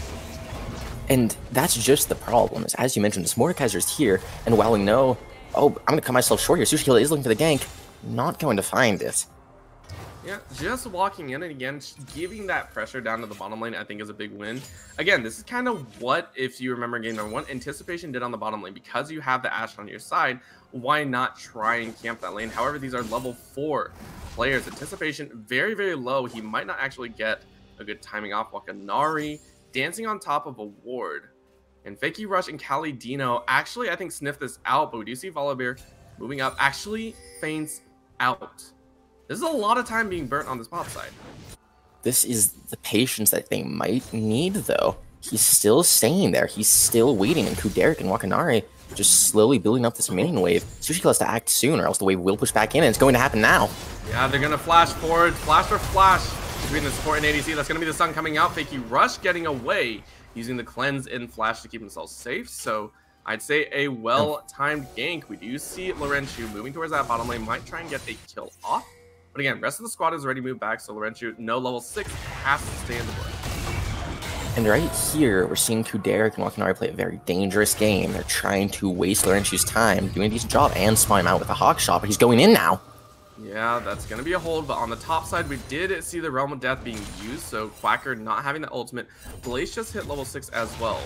But we are seeing, I think, that's going to be a little bit more damage heavy, going for that Null Magic Mantle as well as Ruby Crystal. Mid lane though, Dandito, no flash on him. Bear goes down, and the other Bear comes into play, and that might just be enough. 1-for-1 trade. Laurentiu now has to dance away, does have the perfect execution. Not going to be able to hold. Bear just chases her down, but gonna get a nice 50 gold from that as well. Saw it coming out there, as you mentioned, the Bear and Bear coming in to try and save Dandito, but not going to be there quite in time. Did trade 1-for-1. Anticipation, however, does still have a fairly good lead, up 200 gold so far on Sushi Killa. Has that Tiamat, is going to be trying to clear much faster and look for those more aggressive ganks. And as you mentioned, we're seeing level 6s come out. Once we see that Rengar with the thrill of the hunt come up, we may be seeing far more aggressive plays happen across the map. Yeah, I think he actually has 2 stacks right now as well on his Bone Claw necklace, or Bone Tooth necklace. So already getting those bonuses, once, like you said, once he hits level 6, he has hit it just now. So the first ultimate is going to be very important. We do see him moving towards that bottom lane. Ultimate has been used, so they might chase all the way in. Only level 5 on Derek and Wakanari. They don't have any flashes. Top lane as well getting dueled out. It's going to be the chase here, though. Jump under the tower, and Sushi Killa is here. That's going to be the Stormbear. Lands on the 3. Big win right there as Anticipation goes down. Kitty versus Bear. Bear wins every time. Definitely a bit too eager. Yeah, that's still going to be the trade coming out. And now a 4th member enters the fray just to say hello as the kills go through. Dandito just says, I'm here for the moral support. It's okay, guys. Yeah, thank you very much for holding at least one of them for an assist. We're going to be seeing Dandito wander back towards Laurentiu here, though. Gotta wonder if he'll get picked out. He does have the perfect execution available. And Wakanari, definitely a little low, but I don't think Laurentiu's going to be able to find anything. He's looking for it, though. Oh, he definitely gets a little bit of damage, and he gets the secondary. He has the second part, and he gets it shut down onto Sushi Killa, and Laurentiu happy to pick it up. He's now got a triple kill, 5-0 for him, but that might be the shutdown. Dandito is chasing along the side. Laurentiu flashes away, gets under tower, so he is going to take his 350 gold bounty with him back to base. Quacker, though, looking like he wants to chase it. Ultimate comes out, Unstoppable Force, blazing a path for himself. One more auto is able to tick, but Blaze is able to get out. In comes Anticipation, and just like that, nice cleanup on the top side.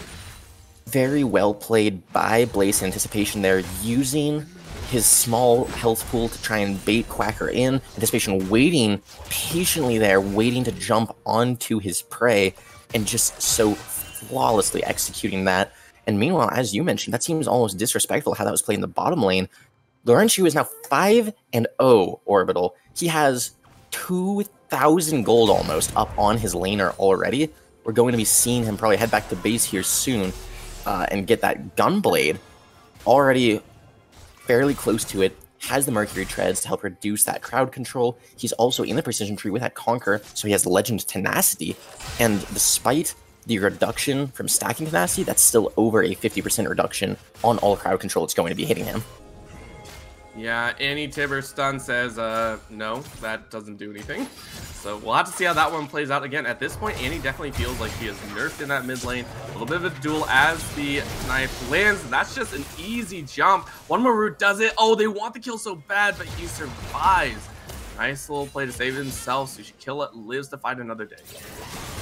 Giant Crystal Arrow is thrown, not going to find its target, but yeah, we're seeing a re-engage. Coming out, but perfect execution is going to get it. Oh, Dawning Shadow does not grab the kill on the Sushi Killa, but it does grant the assist as Laurentiu grabs his 6th of the game, 600 gold bounty, and up 5 CS on his opponent. This is a big turnaround from game number 1. And we spoke so much about how it's this Rengar, and yet now we're seeing the Akali jump out with such a huge lead from lane, almost 10 CS up on the laner, has 6 kills, no deaths, now looking at a bit over 5,000 gold total, about to get a Mountain Dragon as well. And while this won't necessarily help the Akali, it will not hurt her either to have that taken away from the enemy team. And of all the things, a Malphite with a Mountain Dragon is going to be more threatening than ever. Blaze with the old tried and true. You can't block what you weren't going to walk into in the first place, able to dodge out that E. So Quackers has sufficiently been held to this top lane now. We do see, it looks like the Abyssal Mask will be coming out for Blaze as the first item, so already getting that MR built into his itemization. And speaking of itemization, we see the Akali now with the Hexa Gunblade. This is, quote-unquote, the spike. As a Akali, you only really need this one item, and suddenly you have everything you could ask for. We could be seeing a solo kill potentially once Sushi Kill gets spotted here on the top lane. Laurentius is definitely looking to participate in any fight he can. Yeah, but Quacker is just directly under the tower. He's going to try and hold his best he can. Flash forward as the Unstoppable Force. He's under tower. I don't know why it did that. Blaze gets a kill for himself with the help of Anticipation. And right here, this is what we keep talking about. We're seeing such odd little amounts of miscommunication on the side of Illinois Academy for how coordinated they looked last time. This time around, you have a jungler who can disable the tower you were trying to dive. Why is he not diving with you?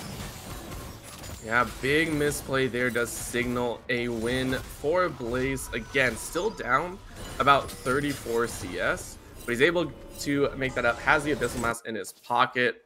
Only down about 300 gold against his lane. Look in the river. But Laurentius finding Annie in the jungle. Gonna dance and actually dodges the stun flash out from Nandito, but it just won't matter. One more throw of the 5-point strike is going to claim that kill 7-0 for Laurentius.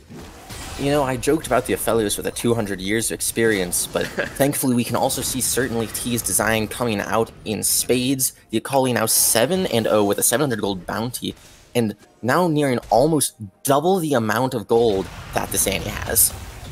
that just feels terrible, right? Like, you're looking at the gold, it's just like, do I really want to keep this up? And it's actually forced Annie, if you take a look here, actually to build Proto Belt. That's always interesting. We do see the Thrill, the Hunt being used on the bottom side, gonna be thrown in, flash forward into the QW, and a flash out from Kuderik. Nice little pulls as they are able to save themselves under tower, but that's still massive summoners being burned on the side coming in of Illinois Academy. Sushi looking for a fight, does have the Stormbringer available, but he can't find his target. So he will have to dance away. 4 members in this bottom lane, though.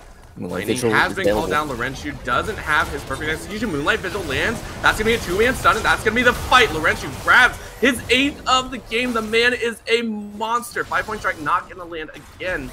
As Sushi Killer once again barely stays alive. But this is a whole different Phoenix Carnage coming out. And we're seeing the exact opposite of last game happen. Even more so, that last game, Dandito ended that game 8-0 as the Azir, and this time around, Laurentius is starting the game as an 8-0 Akali. Yeah, starting out, you say we're now at about the 14-minute, 20-second mark. And I mean, if we call this the start of the game, then this game can't go into the mid to late game, it feels like. Because again, 8-0 already has the Oblivion Orb in his pocket. He will be popping just about anyone he chooses. Protobelt has been finished on the side of Dandito. Just not enough to keep him alive again. That gives a little bit of health and damage, but it's more for the wave clear factor. Yeah, and right now, we're actually seeing, as you mentioned, there is nobody so far on the side of Illinois Academy that has any magic resistance. Sushi Killer just got to base and picked up that Spectre's Cowl, but bar for that singular magic resistance item, we're going to be seeing Laurentius do such huge damage. And speaking of, oh, that's going to be Dandito walking in to the stun of Kali Dino, and Laurentius is now legendary 9-0, trying to keep up with a little over a kill every 2 minutes, I believe, if I've calculated that right. Very well played on him. It does look like it. We're seeing the bottom lane of Illinois Academy is rowing up. Are they going to look for this fight? Maybe. Yeah, that's going to be a slow going down to Kuderik, but the rest of the squad is here. Nice. Arrow does land, but the Shroud is there, and so they can't find Laurentius. He's going to dance it out. Rest of the squad is here. Shuriken gets him a little bit to safety, but now they're stuck in the Dragon Pit. Rest of the squad is here. Blaze does have to watch his support fall as Laurentius flashes out of the pit. They didn't want to take that fight, and so they lose only their support. So a little bit of gold given back to Illinois Academy. And Laurentius does have to use the flash, but again, while you did get the support for Phoenix Carnage, you did not get the priority target. You might be seeing a dive here on the Fakey Rush in the bottom lane, but no, going to be able to get away with that onslaught from the Severum. Yep, able to stay alive. Fakey Rush is going to hold this bottom lane, but now Blaze looking at it, gonna get the two-man knockup with the Dawning Shadow, lands. Moonlight Vigil lands on a few as well, but I don't think he had the guns up to do massive damage. Rest of the squad is here as well. Blaze possibly gonna fall. No, very nice hold, 1-for-1 in that trade. Laurentius wanting to possibly go back in, but that is into the waiting arms of the rest of the squad. Shroud is down, multiple low members. Here it is, 2 kills going over. He's now 11 kills and and he'll happily walk away with that cleanup. And if you cannot stop the biggest damage dealer on the enemy team whenever they dive into almost all of you, you know you have a problem on your hands. Not only that, this whole time, Anticipation hasn't even been there. He's topside, he's pushing with a Rift Herald, and he's gotten 2 towers down. Oh, he's just pushing, having a blast. This man 1, 2, and 5. We were wondering if he was going to be able to sink or swim. He's definitely swimming, albeit with the help of Laurentius in the mid lane, but still knocking down towers on his own, able to get first dragon, possibly the second as well, for his team. Again, that is an Infernal Drake, so we'll have to see how that one plays out if the side of Illinois Academy want to try and duel for it. But again, Phoenix Carnage definitely living up to their name, rising from the ashes of game number 1. And not only that, they're causing chaos across the map. Laurentius wreaking havoc into the backline of Illinois Academy. And as you mentioned about seeing with this dragon, it's not just who it goes to, it's what comes next. If after this Infernal Drake comes the Cloud Drake, that is gigantic for the side of Phoenix Carnage. They have such priority ultimates, they're so huge. But right now, we're seeing a fight break out for it. Yeah, bottom lane is the one that's going to be rooted. Derek is going to fight it off. That's going to be the red team grabbing that Dragon. Quacker dueling Anticipation, and that's actually a decent win. Ultimate comes out. That's going to be 3-man knockup, but is the damage there? Perfect execution into the Moonlight Vigil, claims 3 members automatically, and suddenly Illinois Academy have to run away after claiming the Dragon. Flash forward into the queue. That's going to be a quadra kill for Laurentius, 15-0-1. This man cannot be stopped. Laurentius is making this look like a walk in the park for his team. The Dragon does go over to Illinois Academy, but quite frankly, when all of your lives go over to the other team, it doesn't seem very worth it. Yeah, it really doesn't. This is one of those points in solo queue where you just be like, FF next, you know, I don't really want to deal with an Akali. Like, please don't make me do it for another 20 minutes. And not only that, Laurentius is going back to base with almost 2,000 gold. If he decides to stick around, farm a bit more, we could be seeing the already super fed Akali going back to base and picking up a Rabadon's death cap as soon as he pleases. That would just be, I feel, the rudest thing in the world. Again, he's done it to Dandito twice. You know, solo killing him in the river. Imagine an EQ combo just outright destroying Wakanari in the jungle. Like, that would feel even worse, I feel. And we're starting to see it come into fruition, that right now, just off of the 238 ability power that Laurentius has, we know that Perfect Execution does more damage the lower on health that the target is. Max damage once that the target is at 30% health. We saw Laurentius cut through the enemy team like a hot knife through butter, rather, in that last team fight, and it is just going to be worse for the side of Illinois Academy as this Akali continues to build herself up. Right now, the maximum damage from that execute is over 600 damage. Kuderik only has 1,300 health.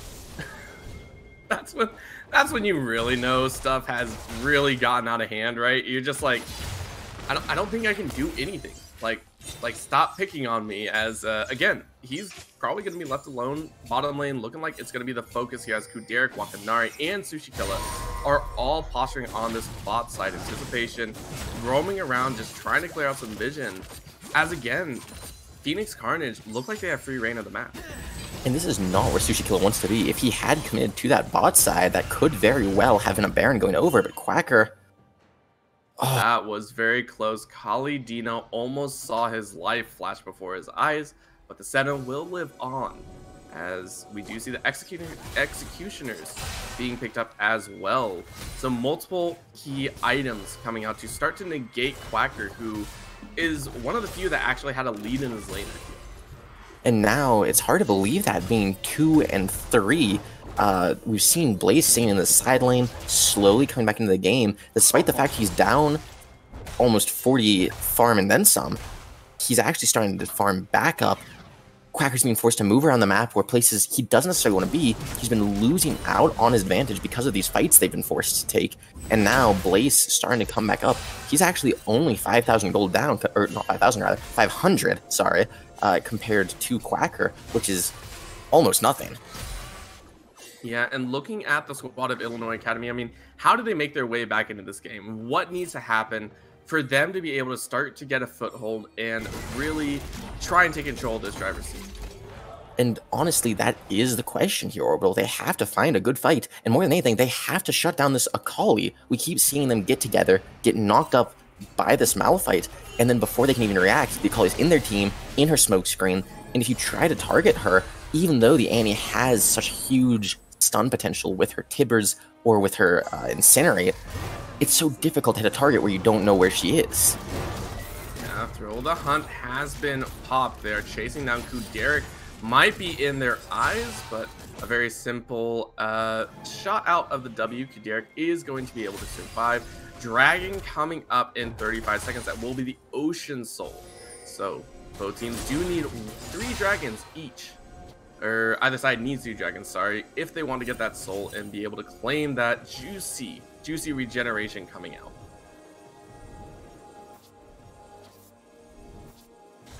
So taking a look here, a little bit of ward coverage being bounced back and forth. Tower does go down to Fakey Rush in that bottom side. Chakram's doing quite a bit of damage. So a posturing of 1-2-2 though, coming out from the side of Illinois Academy, just trying to soak up as much farm as they can. They are conceding this Ocean Dragon first. Again, this is only the second dragon. They're not too worried about it. Just give it over, farm up what you can. Big question is going to be that Baron. Do you think they're going to challenge, or, you know, are we going to see a Baron pit fight?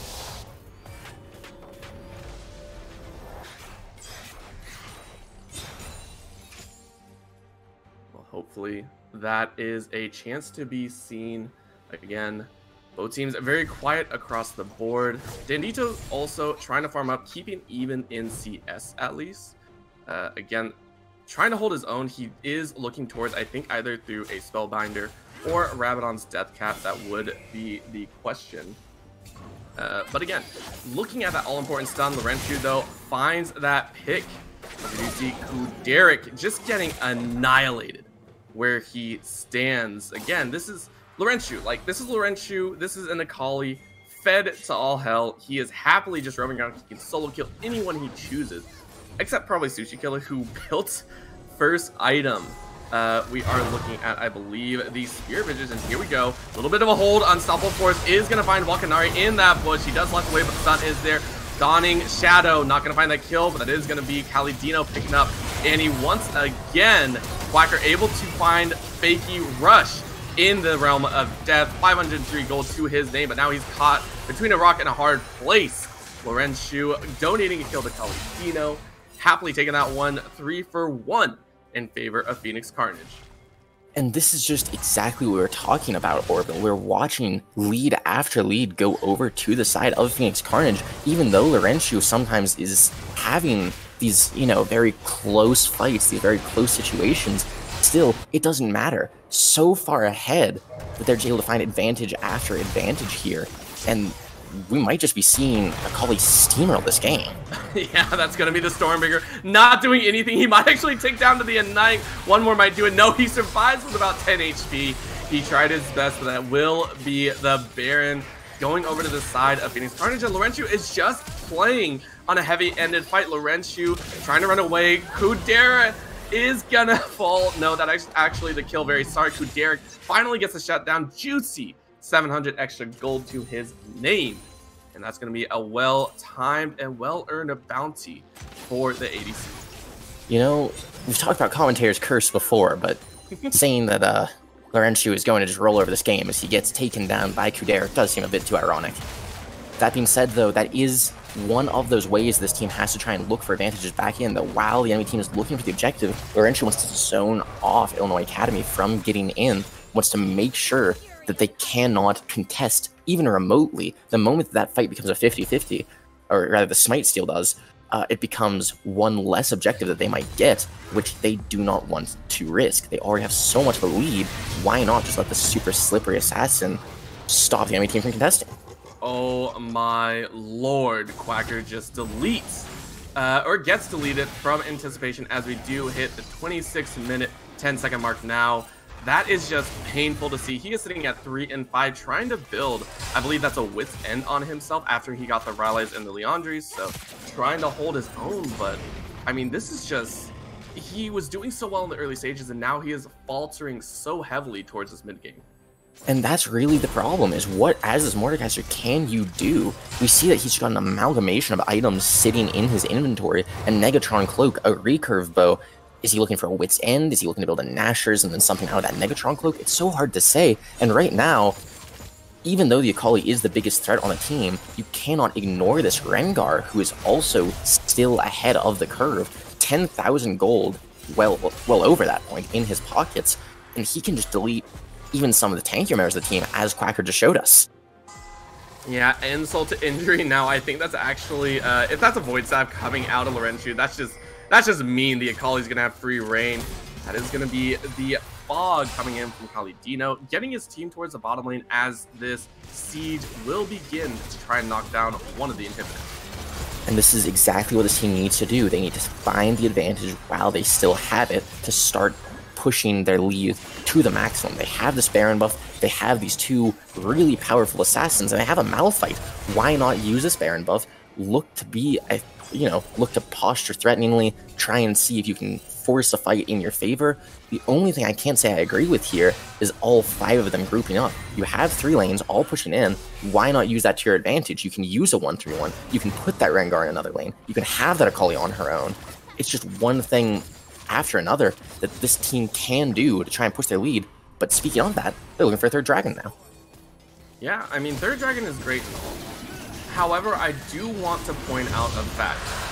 Even though Laurentiu is absolutely massive, right? 16, 1 and 4, still has a 700 gold bounty on his head even after dying, which shows just how far in the lead he is. They haven't been able to crack an inhibitor, which really worries me, right? With a mid laner as fed as this and the rest of your squad doing very, very well for themselves, I feel, in their lane matchups respectively, this signals a bit of a problem. If they can't break open the base, I feel the Rengar and Akali will have an even harder time moving towards about that 31-minute mark whenever it gets here. And that is exactly what we were saying, is while they have these advantages, they need to push them to the limit. They have to try and force this enemy team to give whatever they can take.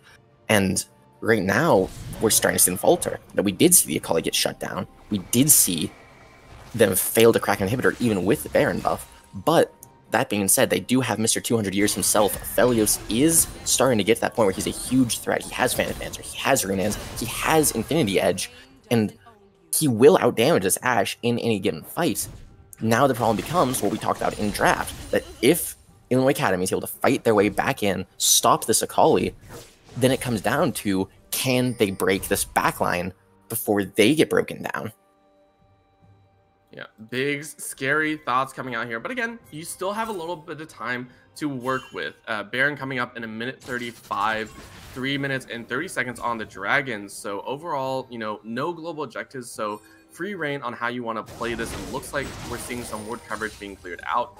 Deep wards being placed all the way around anticipation, throwing out that sweepers as well.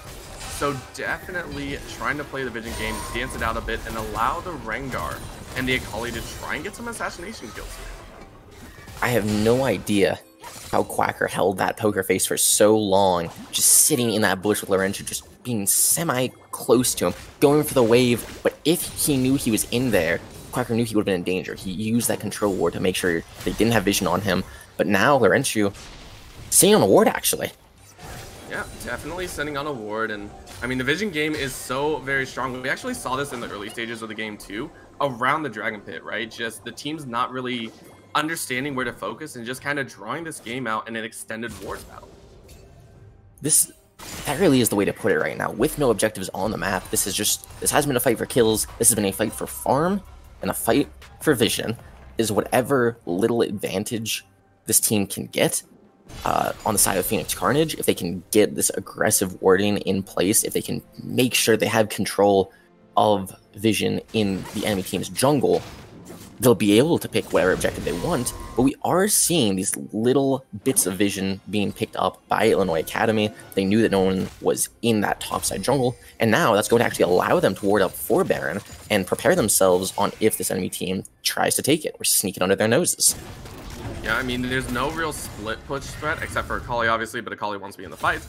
It doesn't feel there's a split push threat coming out of Phoenix Carnage, so you know if the Baron's up, you know they're probably going to try and 4 or 5 minute, so why worry about that side lane? Bottom lane completely left alone.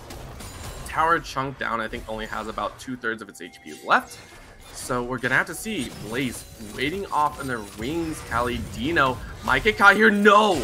Grass is just out of reach, so that's going to be able to hold. Derek, though, getting found out, does get caught, isn't able to flash away fast enough, but that is going to be the wild growth, keeping him alive for just a little bit longer. Anticipation flashes away after getting that kill. That's going to be Quacker gaining that kill, and Kali Dino dancing over the side, but the perfect execution towards the back line. Laurentius just doing what Akali does. Quacker thought he could get that kill, now having to barely survive. He falls. Blaze picking up his second of the game, and just like that, everyone always remember, try and use your flash right away, because the 4-0 is in the eyes of Phoenix Carnage, and they are ready to take this to a game number 3. And this is exactly the kind of games we were looking for, these intense matches, each team fighting their absolute hardest to try and make sure they stay on top, to make sure that they stay in this competition, and that's exactly what Phoenix Carnage is doing. Tower 1 falling, Tower 2 getting melted, and this is going to be their game. We're going to be seeing a full series here, Orbital. Yes, and what other way to have it? Again, 2-0, just not in the books for anyone here in the playoffs. So again, pushing it to a game number 3. And I mean, straight out of the gates, I mean, this squad, we were wondering about Phoenix Carnage, you know, bringing out the Malphite, bringing out the Rengar at semi-blind pick here, and then the Akali as well. Completely blind pick into that mid lane. So many choices. I mean, what do you say towards this kind of composition? I don't think you say anything other than ban that Akali. Ban the Akali next game so that doesn't happen again. Looking at the damage graphs right here, Orbital, the Akali did 28,000 damage to champions that game, with the second closest person being Kuderek on the Ashe, doing only 16,000. That is such a vast difference.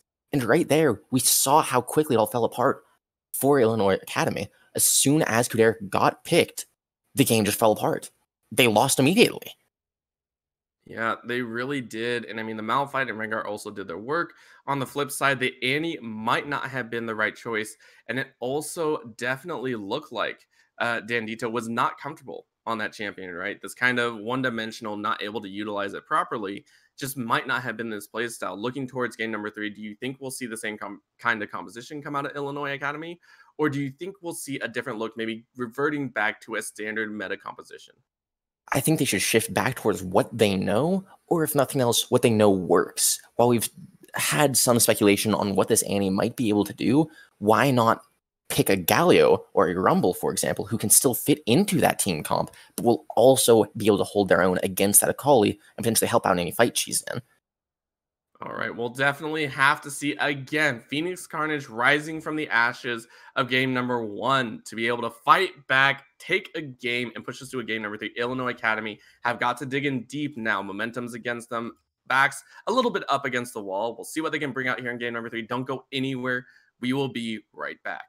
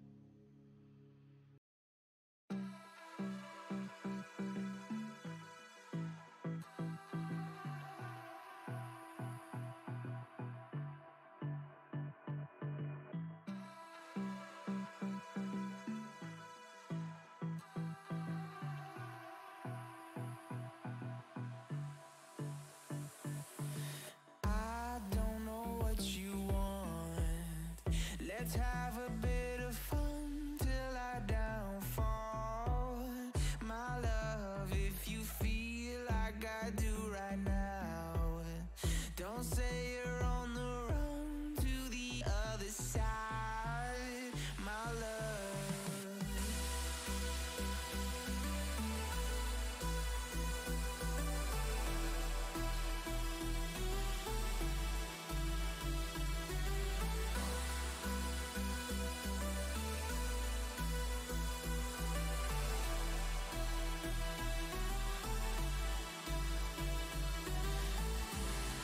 You say you wanna try, but you never do.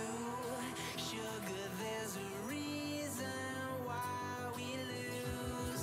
You say you wanna cry, but you never do. Sugar, there's a reason why we lose.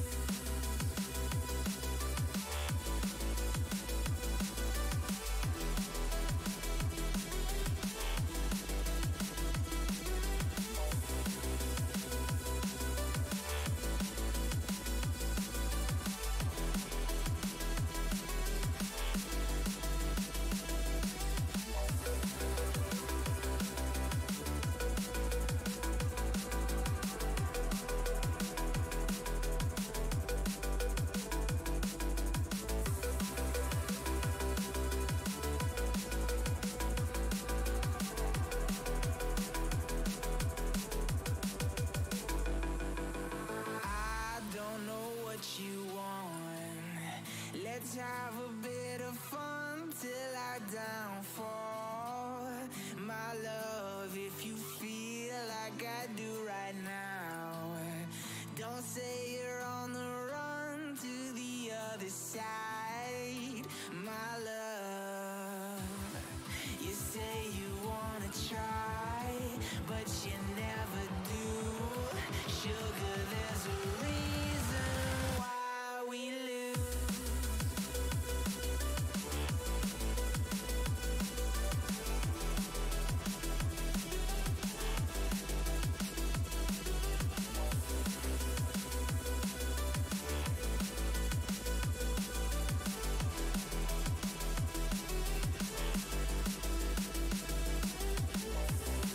You say you wanna try, but you never do.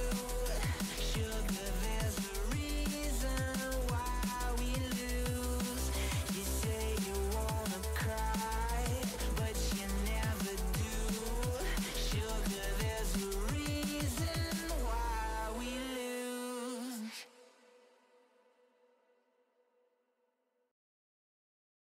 Get ready for new playlists personalized for you. With new Release Mix, Your Mix, and Discover Mix, you'll easily find music that you'll love. Play them now in the YouTube Music app.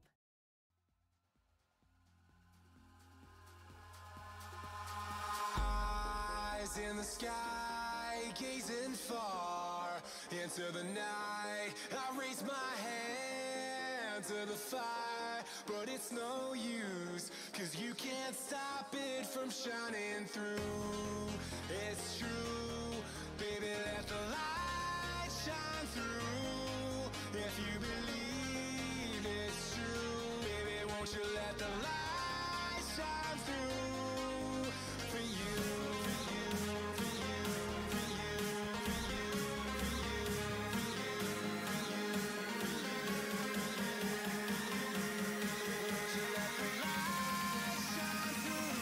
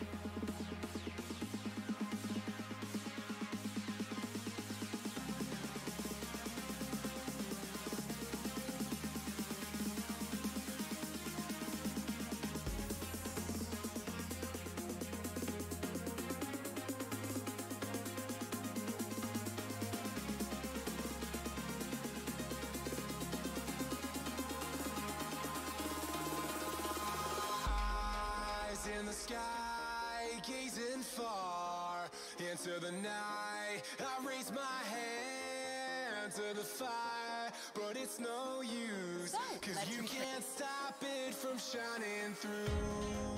It's true, baby, let the light shine through. If you believe it's true, baby, won't you let the light shine through for you, for you, for you, for you, for you, for you,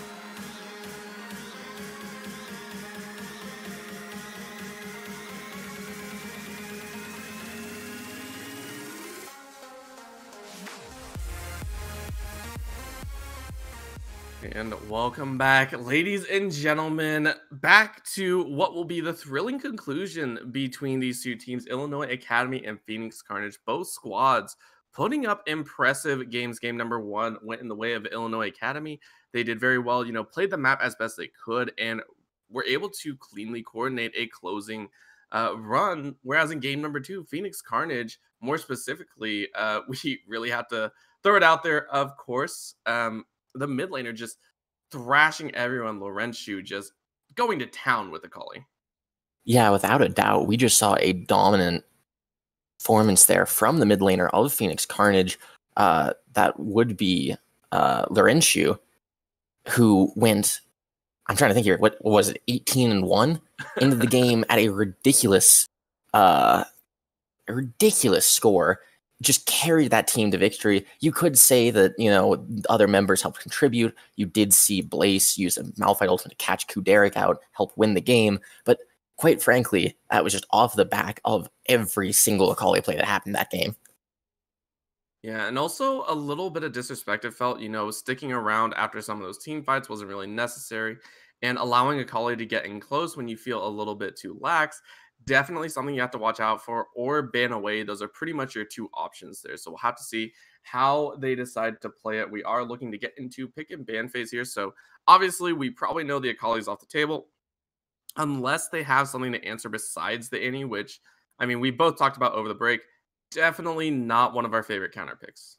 Yeah, and if you could even try and call it that, a completely immobile mage, bar for the small move speed boost she was given. And while we try to talk potential justification for this pick after an 0-7 performance on it, it's very hard to try and justify it at that point. We're hoping to see something that Dandio looks more comfortable on, can hopefully put up more of a fight with against Laurentius here in the mid lane.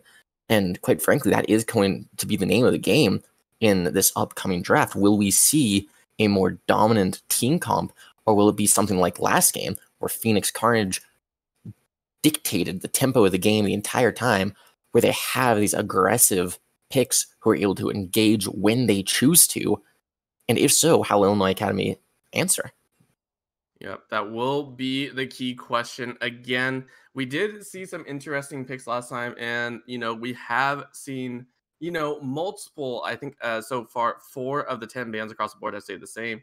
I believe that was the Bard, Callista, Darius, and Cassiopeia have been the 4 that have constantly been in there. Do you think we're going to see those drop and other bans rise up, or do you still think we're going to see those 4 banned off the table and only minor differences to the third? I would agree with the minor differences to the third.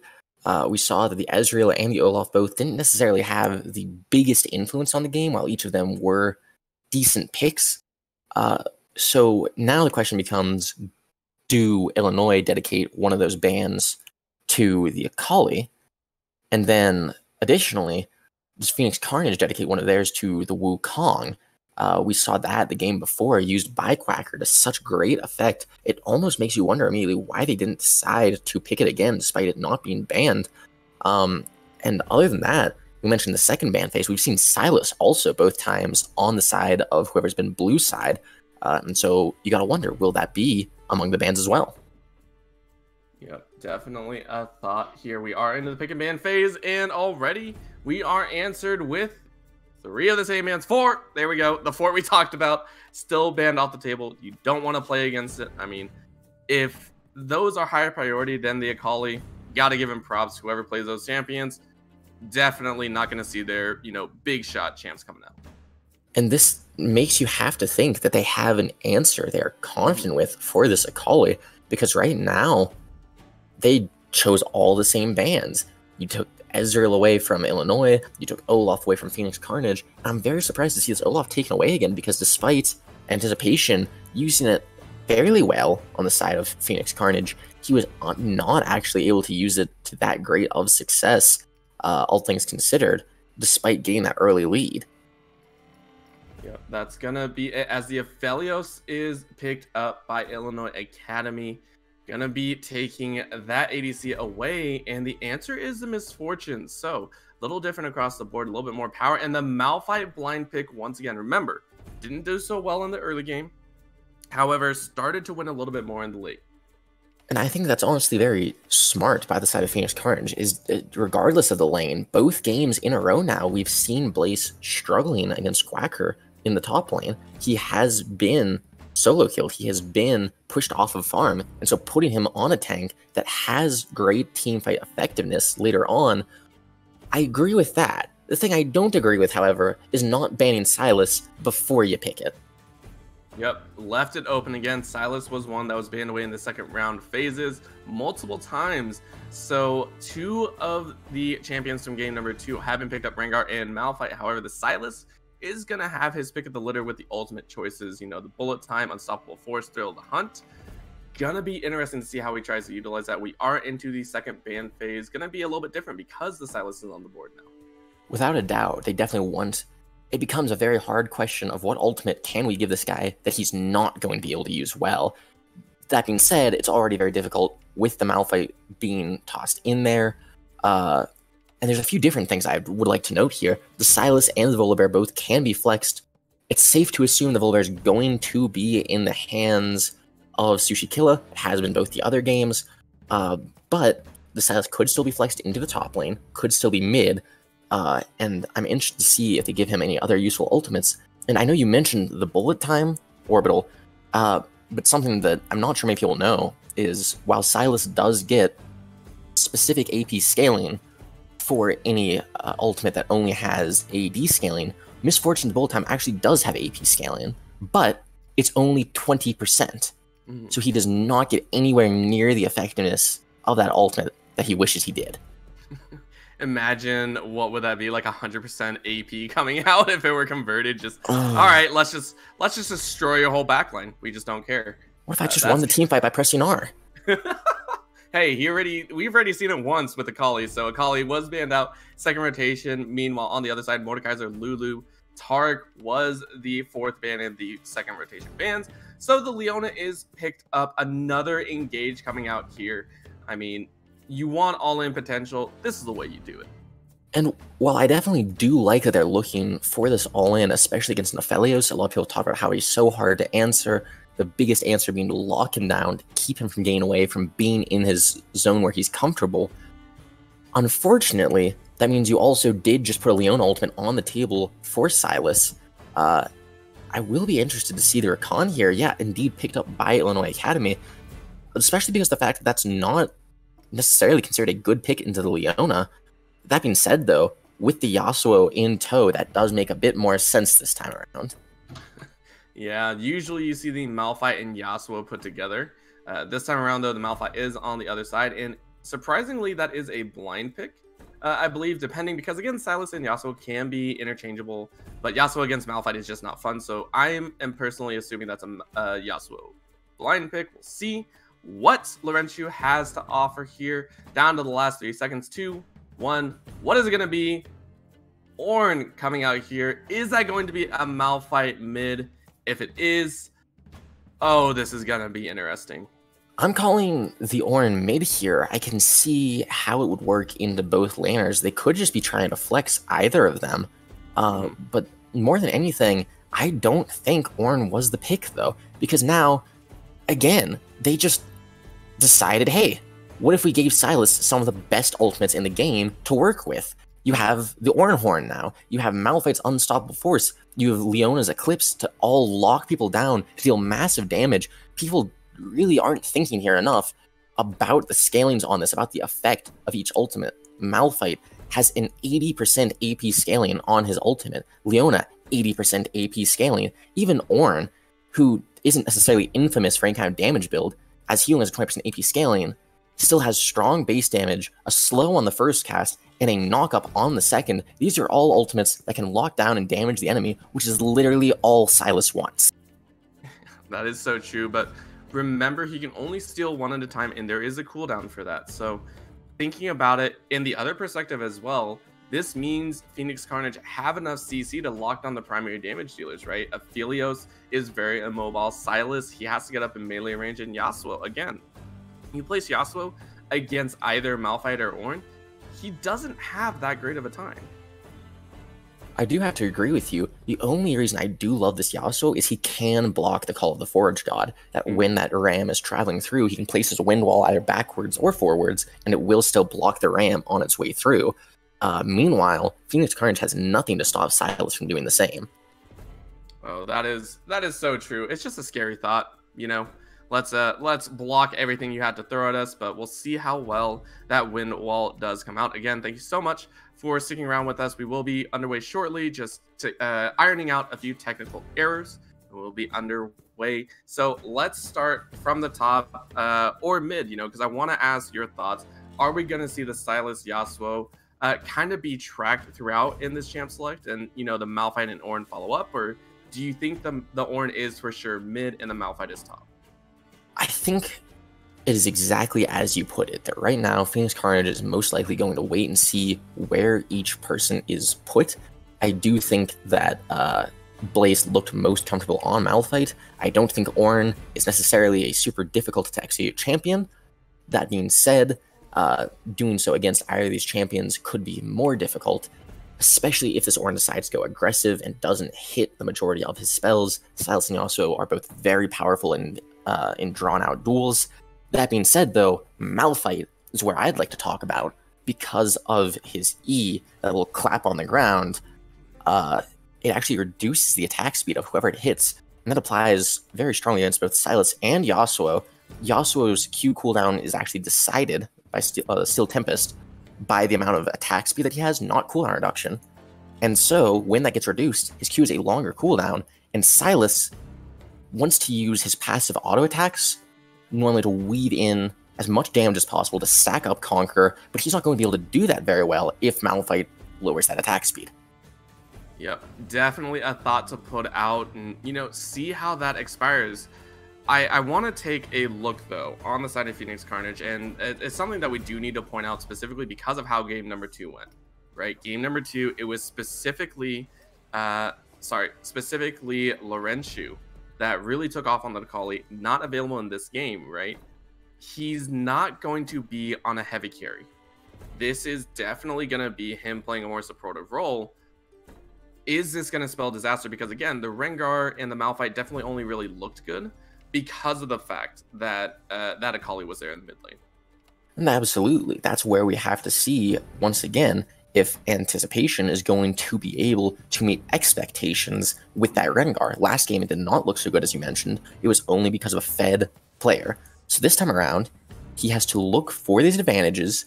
He has to look to speed up the pace of the game as much as possible to try and force Illinois Academy to try to make whatever plays they can, force them into situations where they are liable to make mistakes. And right here, it is worth mentioning that Rengar is very strong against both Sylas and Yasuo. Neither of them really has that much of an escape. Yasuo needs minions around to dash through. Sylas only has the small dash from his abscond. And quite frankly, I think if Anticipation decides to go on to either of these two, they will not be able to peel him off. Yep. Scary, scary thoughts across the board here. And in Anticipation, because again, all the momentum definitely feels like it's in Phoenix Carnage's way. But again, that was, it could almost be called an anomaly game. So I want to get your opinion here as we finally get a 3-game series, right? It's a little bit more exciting. You know, we get to talk about a few more things. I want to get your opinion. Coming into this game, do you think Phoenix Carnage still hold the momentum shift, or do you think Illinois Academy were able to brush off game number 2, be like, okay, that was an anomaly, Akali's not on the table anymore, we got this in the bag? I think it's exactly that, Orbital, the latter of the two, where Illinois Academy is able to brush that off, say, okay, we let Akali pop off last time, and especially now, looking at this draft, they see 2 tanks on the table. And not only that, one of who they have a very easy counter for, that normally I would say I like Phoenix Carnage's comp more here, solely because of their ability to teamfight so easily. When you have Misfortune, Leona, Ornn, Malphite, this is exactly what we talked about last game. This is the press R and win comp. The only problem is, when 2 of those very key ultimates are able to be negated completely, Yasuo's Wind Wall is going to be the biggest factor in all of these teamfights, combined with Sylas's ultimate steal, and how effectively these 2 carries can use them. Yeah, big thoughts coming out here. And, you know, looking at these lanes, you know, with the Recon mixed in as well, it was banned out in game number 2. Looking at it overall, I want to get your final opinions here. Again, big combinations. We talked everything, every little possible matchup. I want to get your final opinions here. Do you see either side having a clear advantage over the other, or are you seeing both of them really coming down to that skill matchup? You know, the Sylas stealing the proper ults, or the Wombo combo coming out of Phoenix Carnage running over this game? I really do think Illinois Academy has the advantage here. As I mentioned, with the Yasuo and Sylas, they should, emphasis there, be able to capitalize on anything Phoenix Carnage tries to do. Phoenix Carnage very obviously wants to fight, wants to use their ultimates to the greatest effect possible. And as we mentioned, Sylas can either do just as well with that ultimate, or Yasuo can negate the Ornn or Misfortune ultimates with just his Wind Wall. The biggest problem then becomes the Rengar. Can he tear either of these people to shreds in a fight before they're able to do that? As well as the Aphelios. Will he be able to pump out as much damage as these carries? Will he be able to stay alive?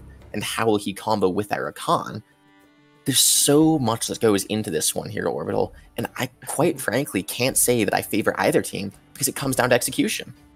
All right, well, there you go. It's going to come down to skill in this last matchup here, and no better way to end it, right? Able to figure out who moves on in this round 1 of the playoffs here at the Upsurge Contenders League. But before we do go into break, I do want to talk about one of our fantastic groups, and actually the parent company of Upsurge here, Unified Esports Association. Unified Esports Association is a Kansas-based company that oversees multiple products that specialize and operate as a dynamic pipeline within the esports industry, providing shared experiences that directly serve collegiate, youth, hobbyists, and amateur video game players at every stage. Starting as a small student group out of Wichita State University, they have since grown to be a veteran organizer to tournaments and events throughout the U.S. They host tournaments for league games such as League of Legends, Rocket League, as well as Overwatch. For more information, please check them out at uea.gg. Now, as we do go into a break, please don't go anywhere, as we will be right back with game number 3 between Phoenix Carnage and Illinois Academy.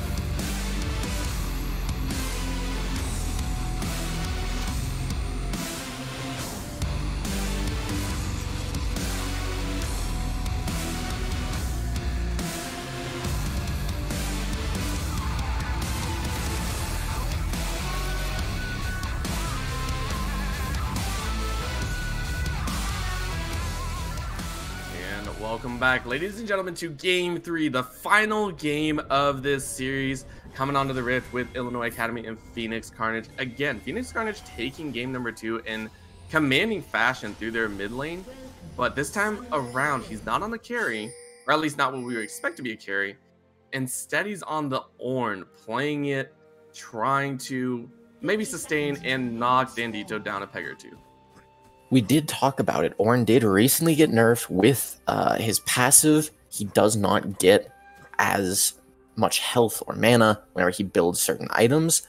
That being said, Laurentiu actually did still opt to start with a very classic Ornn start, taking their refillable potion, and then once he gets enough gold, starting to build, say, a Doran's shield or whatever he needs for the situation, which could very much so come into play here against the mid laner of Illinois Academy. Yeah. Big thoughts coming out here. Let's take a look at the itemization running down. We haven't really been able to talk about starting items. We do see double corrupting potions on that top side jungle, fairly standard as well. Ornn actually starting out with the refillables in that mid lane. It looks like he's going to be trying for that early item build, trying to get a little bit of a one-up on Dandito. I have to agree with you there. That is what it seems like. And I'm actually surprised that we still have not seen this throughout the entire series, especially against a team with 2 tanks, is the ex-pro player Sneaky of Cloud9 actually has begun to experiment with Cull in the bottom lane, and it's picked up some popularity due to the fact that now you can run in the precision tree, you can take a cut down to do more damage against targets with more health with you. And taking Cull, you don't get the bonus health of a Doran's item, which actually allows you to deal more damage against AD carries who build it. Yeah, big thoughts coming out here, you know, farming up, get some gold, have a little bit of fun that way, but doesn't seem to happen here. Again, all lanes are going to be trading back and forth.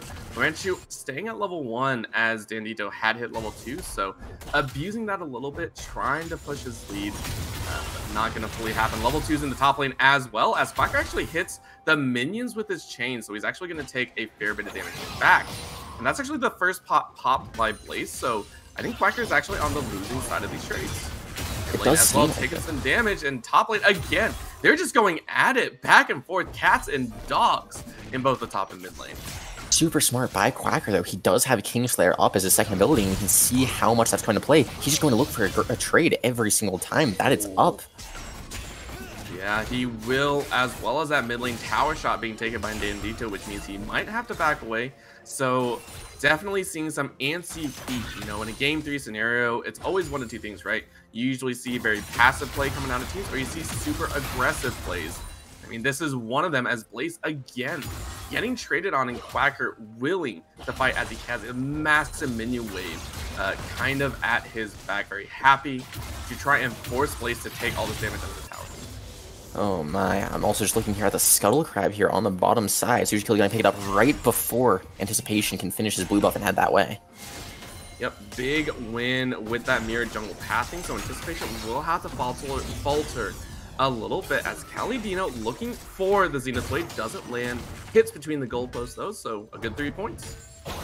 And right here, I love this ward position here in the bottom river by Wakanare. It's going to make it so Anticipation can't come around to gank despite Kuderic and Wakanare pushing up so heavily, leaving his only option to be to walk through lane, which normally is preferred for Rengar. It lets him jump in the bush. When you're pushed this far in, there's no way for him to get on you. Yeah, no way to really start his stacks. I mean, that's what Anticipation needs.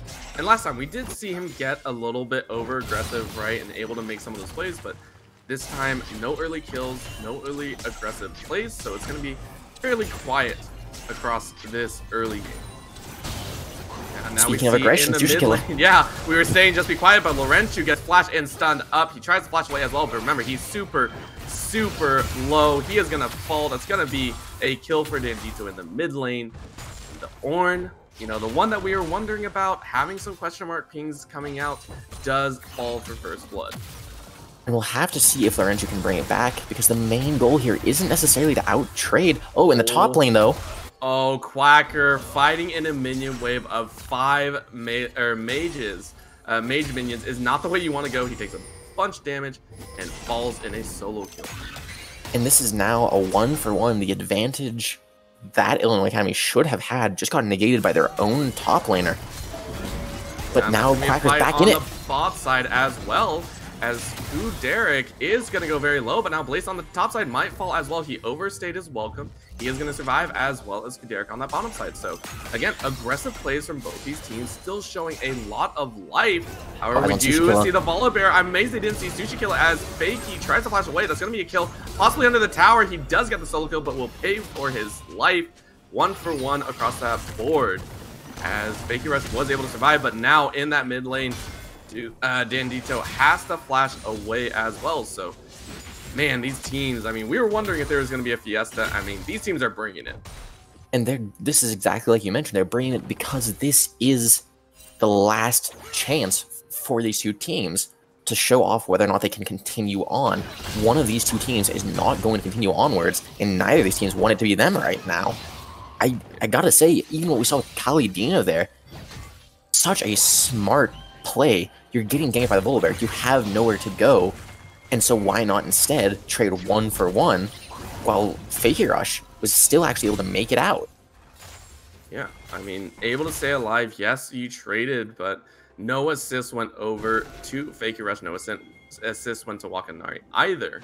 So again, awkward trades across the board. Entire 4-man though, moving down to this bottom side. Remember, Derek has no flash, so this could easily be a tower dive. Call of the Forge God is available, but it looks like they're just going to try man mode. Here they go. They show top side as well. Blaze getting jumped on, and that's going to be the stun follow-up under the tower. Derek might get a good trade. No, Kalidino able to survive in such a very clean tower dive in this bottom side. And this is what we wanted to see in this final game. This is the team looking for a very aggressive, very proactive play. Now that opens up even more opportunity across the map for them. Sure, Sushi Kill is going to be able to grab, you know, their red buff from anticipation, stop him from getting his topside jungle, and it looks like he wants to dive with the Stormbringer and with the mid laner, and this could spell trouble here for Blaze. Well, that could be it. Unstoppable Force has been used into the last breath, and would you know it, the combo is there. Easy kill on the top side. And Sushi Killer just chilling out right now. Was able to take a shot from the tower, but didn't really end up mattering. He's just there for the ride. Yeah, very nice hold on the top side. Again, getting few wins across the board, but this is going to be a Mountain Drake going over to the squad of Phoenix Carnage. As again, they are playing to try and keep themselves in the winner side, not wanting to face a do or die elimination in the lower bracket. So again, not the end of the road, but definitely going to make it a lot more difficult to get to that grand final. Yeah, without a doubt. And I like seeing that Sushi Killer looking for this trade here on objectives. Anticipation is trading out the bot side for his top side. We're seeing a vertical jungling right now. You know, the map being split through the mid lane instead of through the rivers. And Wakanari and Derek actually want to trade on to anticipation here if possible, but Laurentiu's here to help. Yep, a little bit of a ward clearing though. Didn't want to chance it with Yasuo roaming down, and no eyes on Sushi Killer either. So smart play and very respectful coming out of Phoenix Carnage to figure out what they want to do. Again, no level 5s, level 6s though for Wakanari and Derek, so I don't know if they want to try and trade this. They're looking for a Call of the Forge God. Does go out, Moonlight Vigil only lands on one, and a nice knockup stops the second charge, but here comes Anticipation looking for it. Look at that 200 years doing work. They get 1-for-1 so far. Wakanari might be the second last breath, able to claim a kill. So 2 for 2 in that bottom side, but Dandito super low. Is so healthy. He jumps forward. Anticipation is leaping from bush to bush, trying to stack up his passive, trying to get it, but he is going to flash and still fails. And that's going to be the kill. Knockup by Laurentiu, but he's out of mana, and Yasuo happy to dash back and forth, just dancing it out as best as he can. Another knockup there. Red buff doing work. Flash out from Laurentiu, but that is going to be another Q. Secures the kill, and would you know it, Sock on the other foot. Dandito this time finding himself 6-0 at 9 minutes and 40 seconds. It truly is poetic here, Orbital. Both times the mid laners try and take more of a backseat role. They both immediately pay the price for it whenever the other mid laner gets onto a playmaker. Last time was Laurentiu on the Akali. This time it's Dandito on that Yasuo. That being said, I was thinking that this would be two tanks, both very strong with stacking armor on the side of Phoenix Carnage, but I'd actually really like to point out the fact that if you look at Blaze's items, he has a lost chapter. This is looking like an AP malfight. Oh, if this is an AP Malphite, I will definitely enjoy it. But again, that does lend itself to some sticky situations. Rift Herald drop in that mid lane, takes quite a few chunks. It is going to be, I believe, 1 plate left in that mid lane. However, again, all the plates did not go to one person, it went to 4 members. So again, that 160 gold for each plate spread between multiple members. Yeah, not quite ideal. It also does buff up the armor magic resist per each member there, and because there was the Volibear, the Aphelios Rakan, it now has 155 armor, going to make it a lot harder to take down. But that being said, should not be that big of a problem with the pressure that is being taken or that is being put on around the map by Illinois Academy. You have Quacker pushing in hard. Anticipation is here though, he's popping Thrill of Hunt. Yeah, and that's going to be Unstoppable Force used, and just an immediate jump in. No chance whatsoever. Quacker, you can't get out of a knockup. This is the kind of thing we were mentioning that Anticipation wants to look for. He wants to help around the map, find those free kills, do whatever he can to get ahead and become a big threat for the sake of his team. Yep, very happy about that, but remember, mid lane is being pushed, so in one of the more even games that we've seen so far, both sides taking a win on either connection. However, much bigger win in that mid lane. So Illinois Academy looking to try and push their advantages and try and utilize this 6-0 Yasuo. Quacker now dancing back and forth, grab the Unstoppable Force into the last breath, and would you know it, again, a very nice setup kill. Sushi Killer though looking for Blaze. Remember, no ultimate, he does have flash, tries to flash away, but the stun, can't flash the stun. Lightning called down, one more auto attack will do it, and the bear beats rock in the side, in the top side. And right there, what we might not have seen is Kalidino, Fakey Rush, and Larenchu went to go aggressive onto Kuderic, who had used Flash, but he was far enough away from the mid laner and AD carry of Phoenix Carnage where he saved it up until the Call of the Forge God was used and knocked back his way. He flashed towards his team, still very safe, and now they're down 2 ultimates on the side of Phoenix Carnage because of it, but a flash down for Kuderic. Yeah, I mean, we were looking at Kuderic to really be one of the playmakers with his Aphelios, but again, I think a huge thing that teams recognize a lot of the time, right? When you have a fed player, your job as one of the other carries is not necessarily to also win your lane. It's to make sure you don't give enough for your lane opponent to become a threat to your carry, right? Just trying to eliminate potential kills, making sure that you're relatively safe, and you're able to farm up. I think, you know, Illinois Academy are doing fantastic work by mitigating their amount of deaths. Without a doubt, we see that Kuderic not doing too great, nor is Quacker, but all of these kills have been due to very great setup from Phoenix Carnage. And speaking of setup, we're seeing setup going down for this dragon. They want to fight for it. We're going to have to see how this plays out. Yeah, ultimates are up. No Call of the Forge God, though. Unstoppable Force lands onto 2. That's going to be good damage, but flash forward into the Stormbringer Wombo combo extraordinaire. That's going to be the win for Illinois Academy as they are burning through the health bars.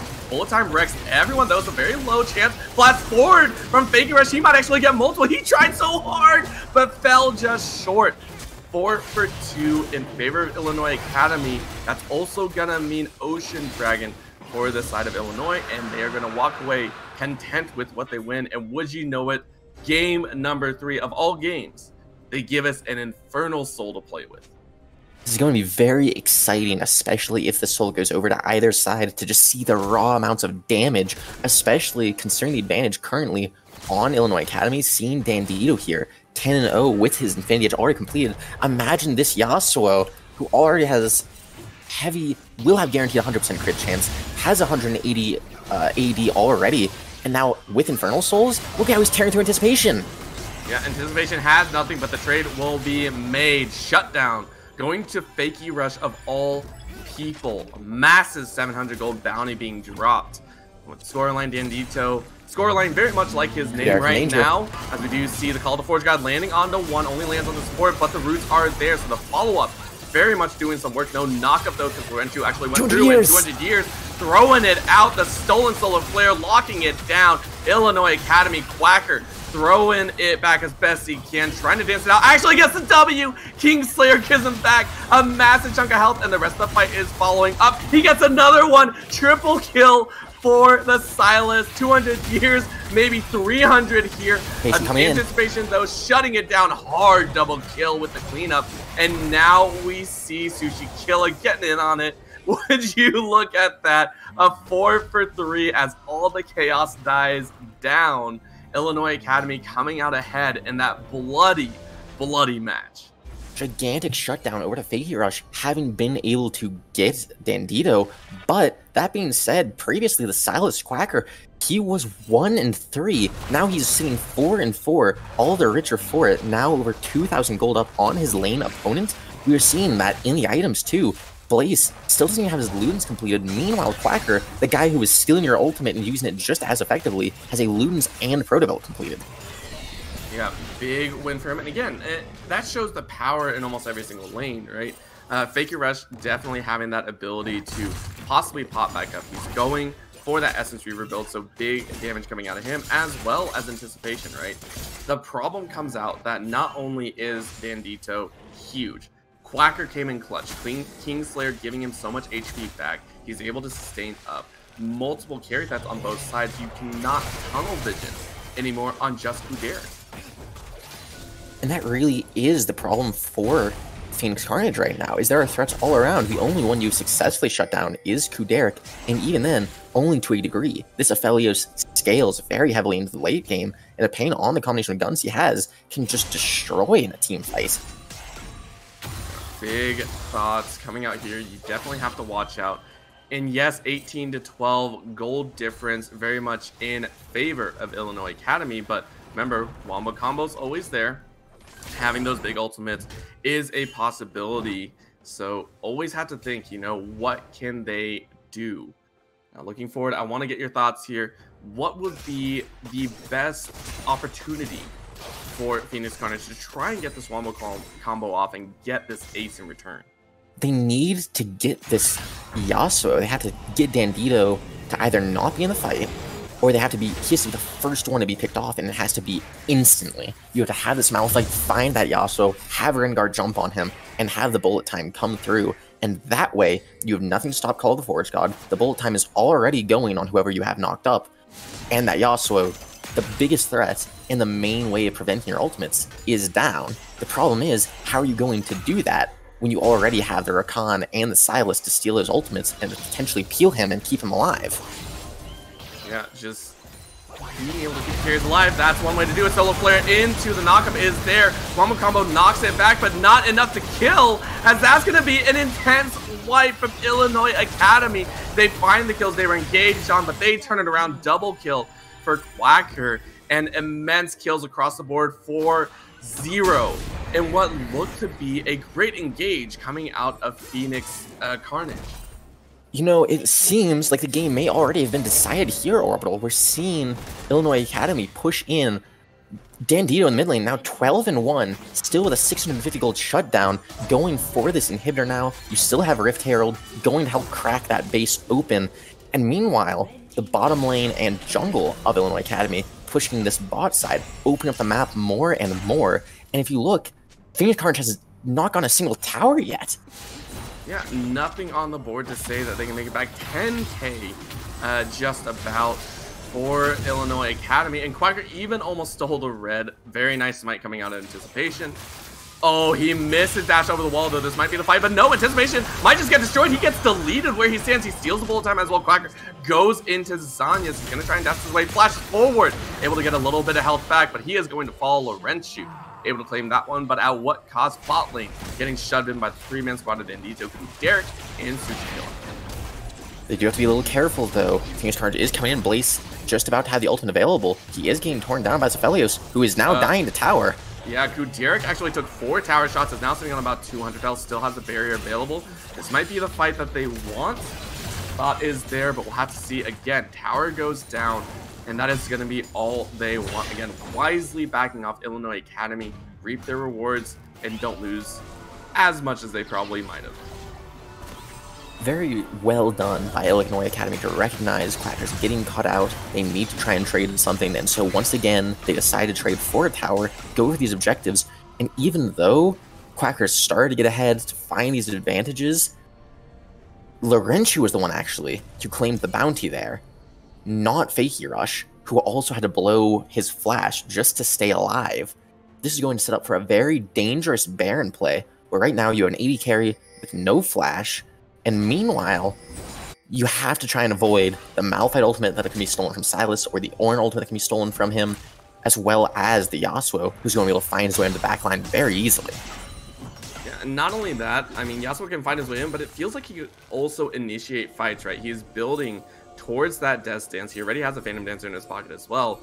This man, they tried to jump him before, right? Phoenix Carnage tried their best, but he just survives for way too long. We'll have to see if he can go down. Nice little knockup onto Wakanari. He doesn't get the dash off, so he is going to take quite a bit of punishment here. All the Forge God is going to go out. Dash forward, double knockup going right there. And the Unstoppable Force, you wanted the Wombo combo. That's the way to do it. They bind two under the tower. Now, this could be a little bit dangerous. Sylas moving on the backside. Ooh, anticipation with the long range dash. Able to claim that kill. Quacker now looking like he might realize he might be in trouble. Misses the dash, but grabs the Unstoppable Force into the last breath. His two-man squad is tearing it up. Dandito says, come on, I want some more. He dashes straight into the tanks, is going to tear it up. Quadra kill for Dandito with Quacker letting Leona live. Oh, that looks so well, but fell apart so quickly as a 4-for-3 comes in for Illinois Academy. And that was such disrespect being shown. They don't know where the Yasuo is on the map. They see the Sylas coming in. They saw him take the Malphite ult and still pressed him. And the moment that they decided to group up, they paid for it. Oh, man. Baron is going to be attempted. Quacker might actually fall. No, he is going to survive. So, again, it is down to 3k, though. Rest of the squad is here. Wakanari helping to tank it out and is giving a little bit of respect over to Yasuo. Again, these two guys just tore up that fight as best as possible. And now we have to look. They lost Baron, and that was about as good as you're going to get, I think, for Phoenix.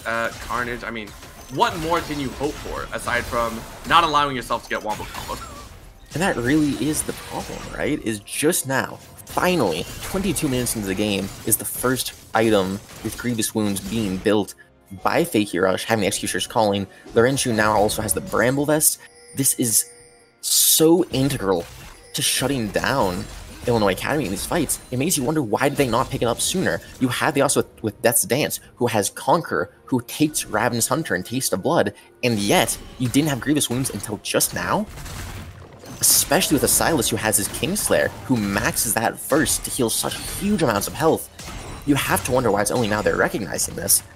That being said, though, this could help make a big difference in these fights, to help shut down the healing, to help keep the key players of Phoenix Academy from healing up as much as they need to stay alive. Yeah, and now as we enter this bottom lane, it looks like Illinois Academy are looking to break this bottom lane open. Again, Dragon is coming up in just 40 seconds, so that would place it at 2 Infernal Drakes for Illinois Academy, giving them an extra, you know, total of 8% extra AD and AP. Massive hold for them if they were able to get it. Mid inhibitor is up though, so a little bit of safety for them. But Quacker has hijacked the Unstoppable Force, so teams got to be wary of that as they enter this potential Dragon chokehold. Just as you put it, Quacker can look wherever he wants right here. If they funnel into this choke point and they are spotted out, that is going to be a fight over in an instant.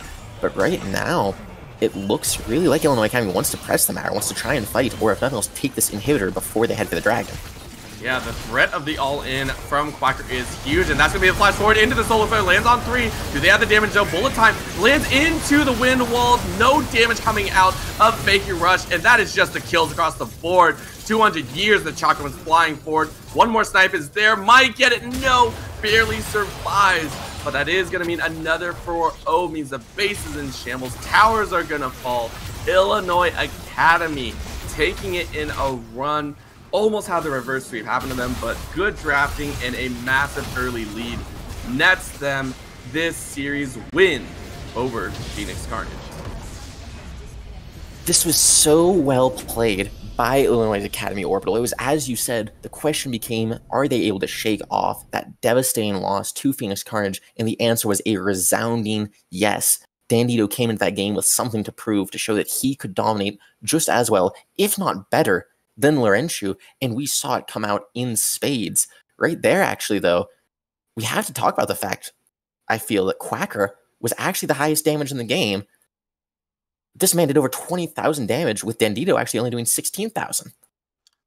Yeah, a lot of the cleanup coming out of Dandito, getting those excess kills, but Quacker was in the middle of it. And we were wondering because he did lose a 1v1 in that top side to Blaze. Yes, it was only one kill, but it's still a little bit worrisome whenever that occurs. And yet they came back so well. I mean, the drafting coming out was excellent, right? Being able to draw that Yasuo out. We were talking about, right, Dandito is part of the R Yasuo's group, Yasuo mains club. So having that behind him, I mean, he did very well. And looking on the flip side, right, we talk so much about how good, Illinois Academy are. Looking towards Phoenix Carnage, they had some bright moments. And now that they're moving into the losers bracket, what do you think they can improve on and, really excel with to be able to make their way back into potentially the grand finals? I think we have to focus on is Laurentiu. This is the guy who played a heavy carry in that second game and dominated on it, was able to find those opportunities, was able to roam around the map to dominate the enemy team. And then the first game, you put him on a safe pick, a Corki, who has very little he can outdo the Azir with, especially in terms of playmaking potential.